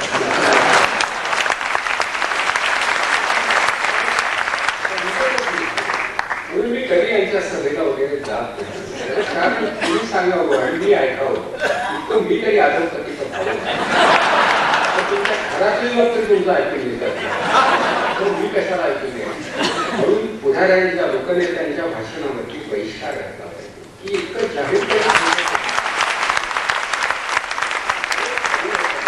या समाजामध्ये घडायला. आणि योगायोगाने आम्ही पाहिलेले जसं सावरकरांची भाषण ऐकली तसं गोळवलकर गुरुजी नागपूरला आम्ही 5 व्याख्यान देते. एवढा मोठा माणूस समोर येऊन बसला. मी म्हटलं गुरुजी तुम्ही बसावं, म्हणजे बाजूला त्याची व्यवस्था केली होती. असं यात काय म्हणाले, विवेकानंदांच्या चरित्रात महाभारत सांगितलं जात असताना मी जर इथे उपस्थित राहिलो नाही तर मला हिंदू म्हणून घेण्याचा अधिकार जोपर्यंत काही युवकांचं तरी नेतृत्व करत होतं तेही आता अंतर. म्हणून आता वाटतं की मुलांनी स्वतःचं नेतृत्व करावं, वाचावं, विचार करावा. तुम्ही भाषणाला आलात, मी तुमचा आभारी आहे. वक्तृत्व हे खरंच आहे की भाषणामुळे मला यश प्राप्त झाले मान्यच केलं पाहिजे. कारण मी घरात बसलो असतो आणि बोललोच नसतो तर मी कोणाला दिसलोही नसतो, पडलोही नसतो आणि कोणी मला मानलंही नसतं. हे टाकी अमेरिकेमध्ये गेलेल्या माझ्या विद्यार्थ्यांनी मला बोलावणं केलं, तिथं माझी व्याख्यान घडून आणली आणि सिंगापूरमध्ये जाऊन मी रामदासांच्यावरती व्याख्यान आणली. कारण का ब्रह्मांड भेटून रामकथा पहिला येणारी समर्थांचा आदेश होता. सिंगापूर आणि त्या ब्रह्मांडापेक्षा मोठा नाही, पण हे मी करू शकलो याचं कारण या महापुरुषांनी सत्व दिलं, तत्व दिलं, स्फूर्ती दिली, धैर्य दिलं, शक्ती दिली आणि कृपावंत झालं. तसं हे शक्य नाही. लक्षात ठेवा, माणसाला हे शक्य नाही. परमेश्वरच पाठीशी उभा राहावा लागतो तर हे होऊ शकतं, अन्यथा हे शक्य नाही असं माझं म्हणणं. कारण अमेरिकेला गेलो, जाताना पत्नी बरोबर होती, तिकीट काढलेली होती, सुखाने तीही राहिली, परत फिरायची वेळ आली, पर्समधली चिठ्ठी निघाली, एकदम तिला आठवण आली. कोणीतरी म्हटलं काय पाहतात, तर म्हणाली यादी दिया कोणी काय काय आणायची, वस्तूंची किंमत फार होती, पैसे आमच्याजवळ अजिबात नव्हते, पण सांगितलं आपलं यादी काढून घरी घालून पुन्हा पर्समध्ये ती ठेवली. कोणीतरी एक विद्यार्थी, दुसरा एक विद्यार्थी, चतुर होते, विद्यार्थी होते, शिकले होते, मीच त्यांना शिकवले केला की कुठेतरी बाईचं मन घोटाळत. तर विशेष म्हणजे कौशल्यानंतर मुलीने ती यादी काढून अशी घेतली, पाहिली, म्हणाली काय आपलं बघायचं का तुम्हाला? ती काय बोलणार, मुळात कशाला भाव माहित नाही आणि आपल्याजवळ फक्त $500 आहेत, त्यात काहीही मिळणार नाही, एवढी समज 15 दिवसात तिला आली. बोलायला तयार होती, पण मुली हुशार द्यायची. त्यांनी ते कौशल्य शोधाशोध करून त्या वस्तूंचा सगळा संचय आणि एक परवाना पत्र हे सगळं पाहिजे आभार. आता ते $500 बँकेकडे मी परत केले. त्यावेळी त्यांनी विचारलं की तुमचा अमेरिकेचा दौरा रद्द वगैरे झाला काय? तर त्यांना मी एकच सांगितलं की माझे विद्यार्थी हे माझे डॉलर्स सध्या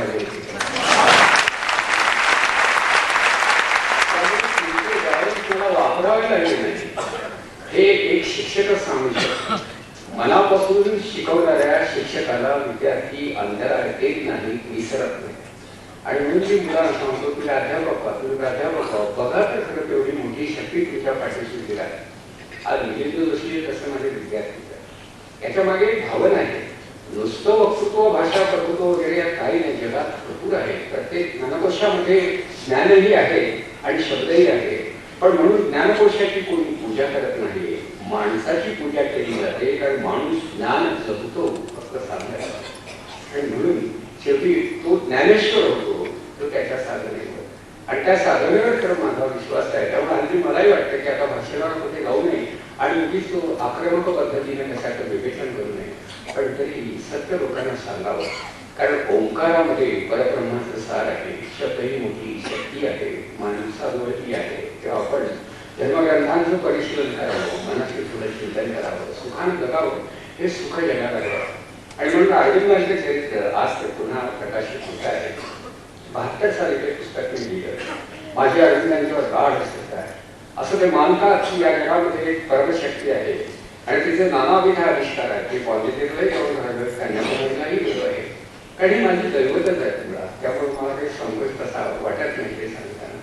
आणि ते तत्वज्ञान अभ्यासानंतर मला असं वाटलं की आपण सगळे असे वर्षा एकेच्या दिशेनं निघालो. माणसांचे प्रश्न का सुटत नाही तर माणूस हा अपूर्ण राहिले. जीवनाच्या वेगवेगळ्या येतात. 8वीतून 9वीत गेल्यावर थोडं अधिक समजतं, 9वीतून 10वीत गेल्यानंतर आणखी थोडं समजतं, पुढे जावं तो अधिक समजेल. तसं सामान्य प्राण्यांना काही समजत नाही, त्याच्यापेक्षा जे थोडे उन्नत आहे त्यांना अधिक समजतं. आणि माणूस हा सगळ्यात शेवटी आलेला सर्वात उन्नत प्राणी आहे. पण हा माणूस हा उद्याचा परमात्मा, त्याचं खरं रूप अजून प्रकट व्हायचं आहे. मोहनाला शेवटी बाटलीचं रूप येतं, बाटलीला आंब्याचं रूप येतं, आंबा पिकतो, तिथं त्याला पूर्णत्व प्राप्त होतं. तसं माणसाला अजून पूर्णत्व प्राप्त झालं नाही, तो पूर्णत्वाच्या वाटेवरती आहे. या ईश्वरी शक्तीला आवाहन करून आपलं रूपांतर करणं हे काम जर माणूस करू शकला नाही तर जगाचं कल्याण होणार नाही, जगाचे कलह हे थांबणार नाही. आणि म्हणून शेवटी सुपरमॅन अरविंदांनी ही कल्पना मांडली की डिसेंट ऑफ द डिवाइन, की दिव्य शक्तीला आवाहन करा, तुमच्या ठाई ती प्रकट होईल. देवाला हाक मारा, तो कधीही तुम्हाला असा ऐनवेळी अडचणीत टाकणार. म्हणून दिव्यत्वाला आवाहन करणं त्याला ते Shri Aurobindo surrender, intellectual surrender असं म्हणतात की दार उघडा वरात येईल, प्रकाशात येईल.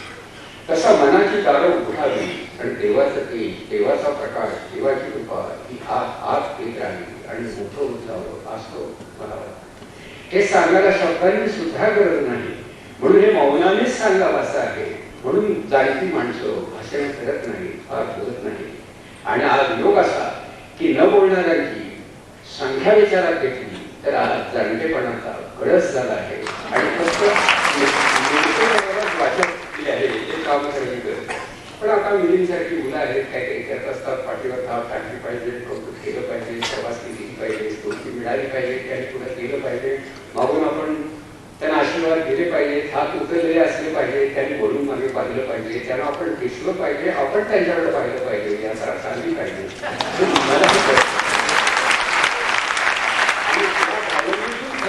या मुलांच्या बरोबर राहणारा मी एक प्राध्यापक पालक आहे, ही माझी याची भूमिका आहे. कुठल्याही गावी गेलो तरी मला मुलं भेटतात, काही मला सांगायचं मी सांगतो ना, मी बाजूला जाऊन बसतो. म्हाताऱ्या माणसाला बाजूला राहायला शिकलं पाहिजे, पुढं बोलावं आणि बाजूला बसावं. काही म्हातारी माणसं दिसतात आणि सारखी मध्ये मध्ये आणि तो लोक कंटाळा करतात. तसं असा आपला कोणी कंटाळा करू नये म्हणून तुम्ही बाजूला जाऊ. पण आजही मला असं वाटतं की हे जग बदलण्याचा एकच मार्ग आहे, तो म्हणजे माणूस बदल, माणसाचं रूपांतर घडवणं. आणि मिलिंदने वाक्य सांगितलं मला की शेवटी माताजींचा संदेश होता की be yourself, transform yourself and transcend yourself. पहिल्यांदा स्वतःचा परिचय करून घ्या, आत्मबोध, बी युअरसेल्फ. कोण आहात, काय आहे तुमचं. जसं आपण आपलं घर, हे कपाट आहे, हे पैसे आहेत, हे कपडे आहेत, हे आपण काय, हे माझं घर, हे माझं घर, हे आपण घर जाणतो कारण आपण त्या घरात राहतो.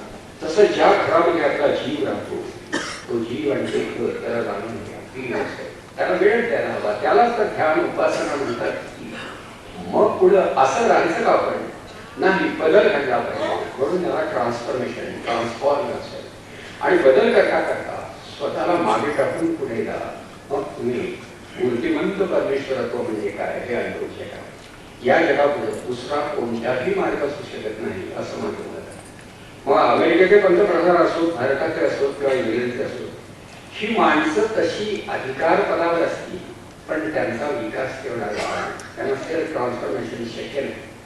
पातंजल योग वाचल्याशिवाय, ज्ञानेश्वरीचा 6वा अध्याय जाणल्याशिवाय, तुकारामाचे काही अभंग खरं आत्मसात केल्याशिवाय हे वेगळी समज येणार नाही.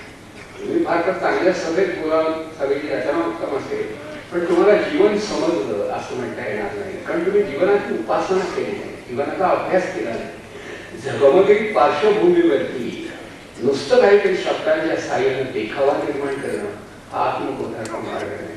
आणि म्हणून शेवटी आत्मशोध, आत्मबोध, आत्मोन्नती हाच जगाच्या कल्याणाचा मार्ग आहे. त्याचा वक्तृत्वाशी असणारा संबंध तसा फार थोडा आहे, पण तरीही वक्तृत्वाला त्याचा परिसर स्पर्श घडला तर माणसाच्या जीवनाचं सोनं होतं, त्याचा पुरावा म्हणून आपल्यापुढे नाही.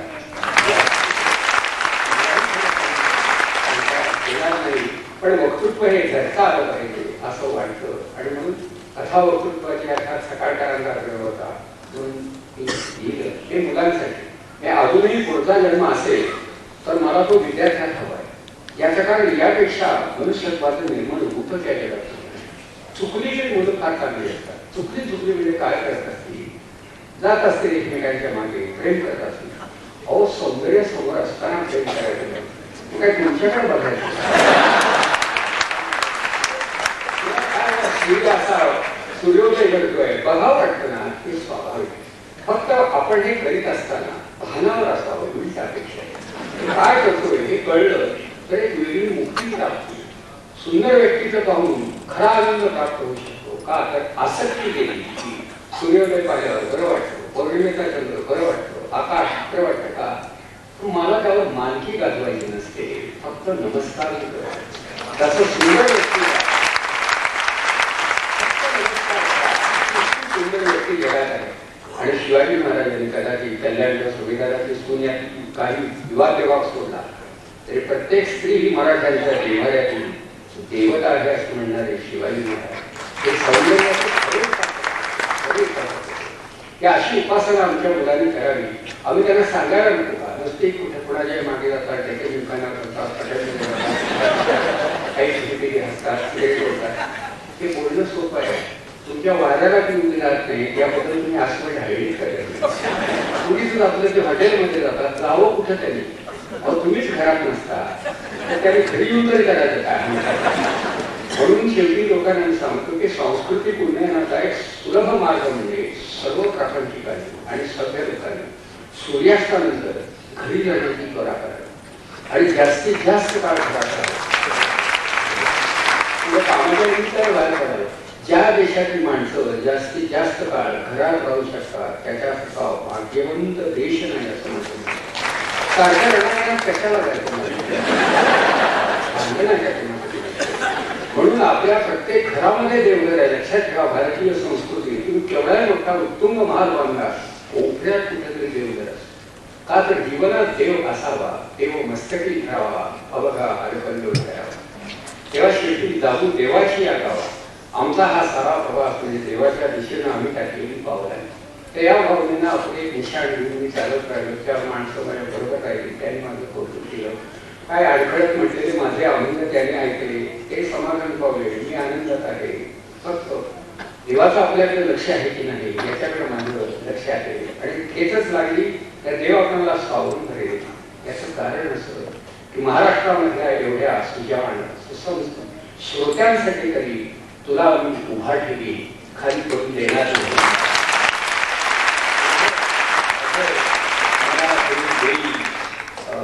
एवढाच एक विश्वास मी व्यक्त करतो. आपण सर्वजणाला मी आपला आभारी आहे.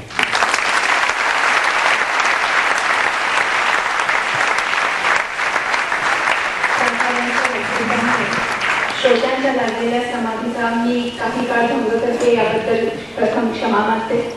मगाशी आनंदराव दीक्षित असं म्हणाले की भोसले सर नेहमी असं म्हणतात की आभार मानणं किंवा निवेदन करणं म्हणजे व्यर्थ वेळ, पण काही सभांची संहिता लक्षात घेऊन आभार मानणं हे संयोजकांचं कर्तव्य ठरतं आणि त्यामुळं आता आभाराचा कार्यक्रम इथं होतोय. सर्वप्रथम व्यासपीठावरील सर्वच मान्यवरांचे प्रकाशकांच्या वतीनं मी मनपूर्वक आभार मानते. या कार्यक्रमासाठी आवर्जून उपस्थित राहिलेले पुण्यातील विविध क्षेत्रातील मान्यवर. नुकताच मृत्युंजय पुरस्कार जाहीर झाला, त्या पुरस्काराचे मानकरी आदरणीय आनंद यादव इथे उपस्थित आहेत, त्यांचेही मी विशेष आभार मानते.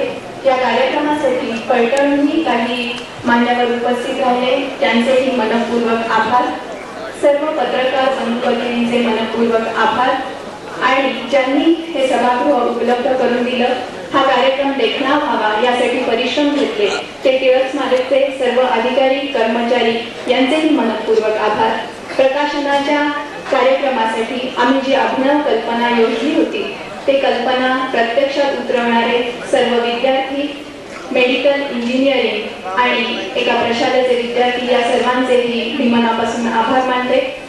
आणि ज्यांच्याशिवाय हा कार्यक्रम पूर्णत्वालाच गेला नसता असे आपण सर्व जाणकार रसिक श्रोते यांचे आभार मानून मी हा कार्यक्रम संपला असे जाहीर करते.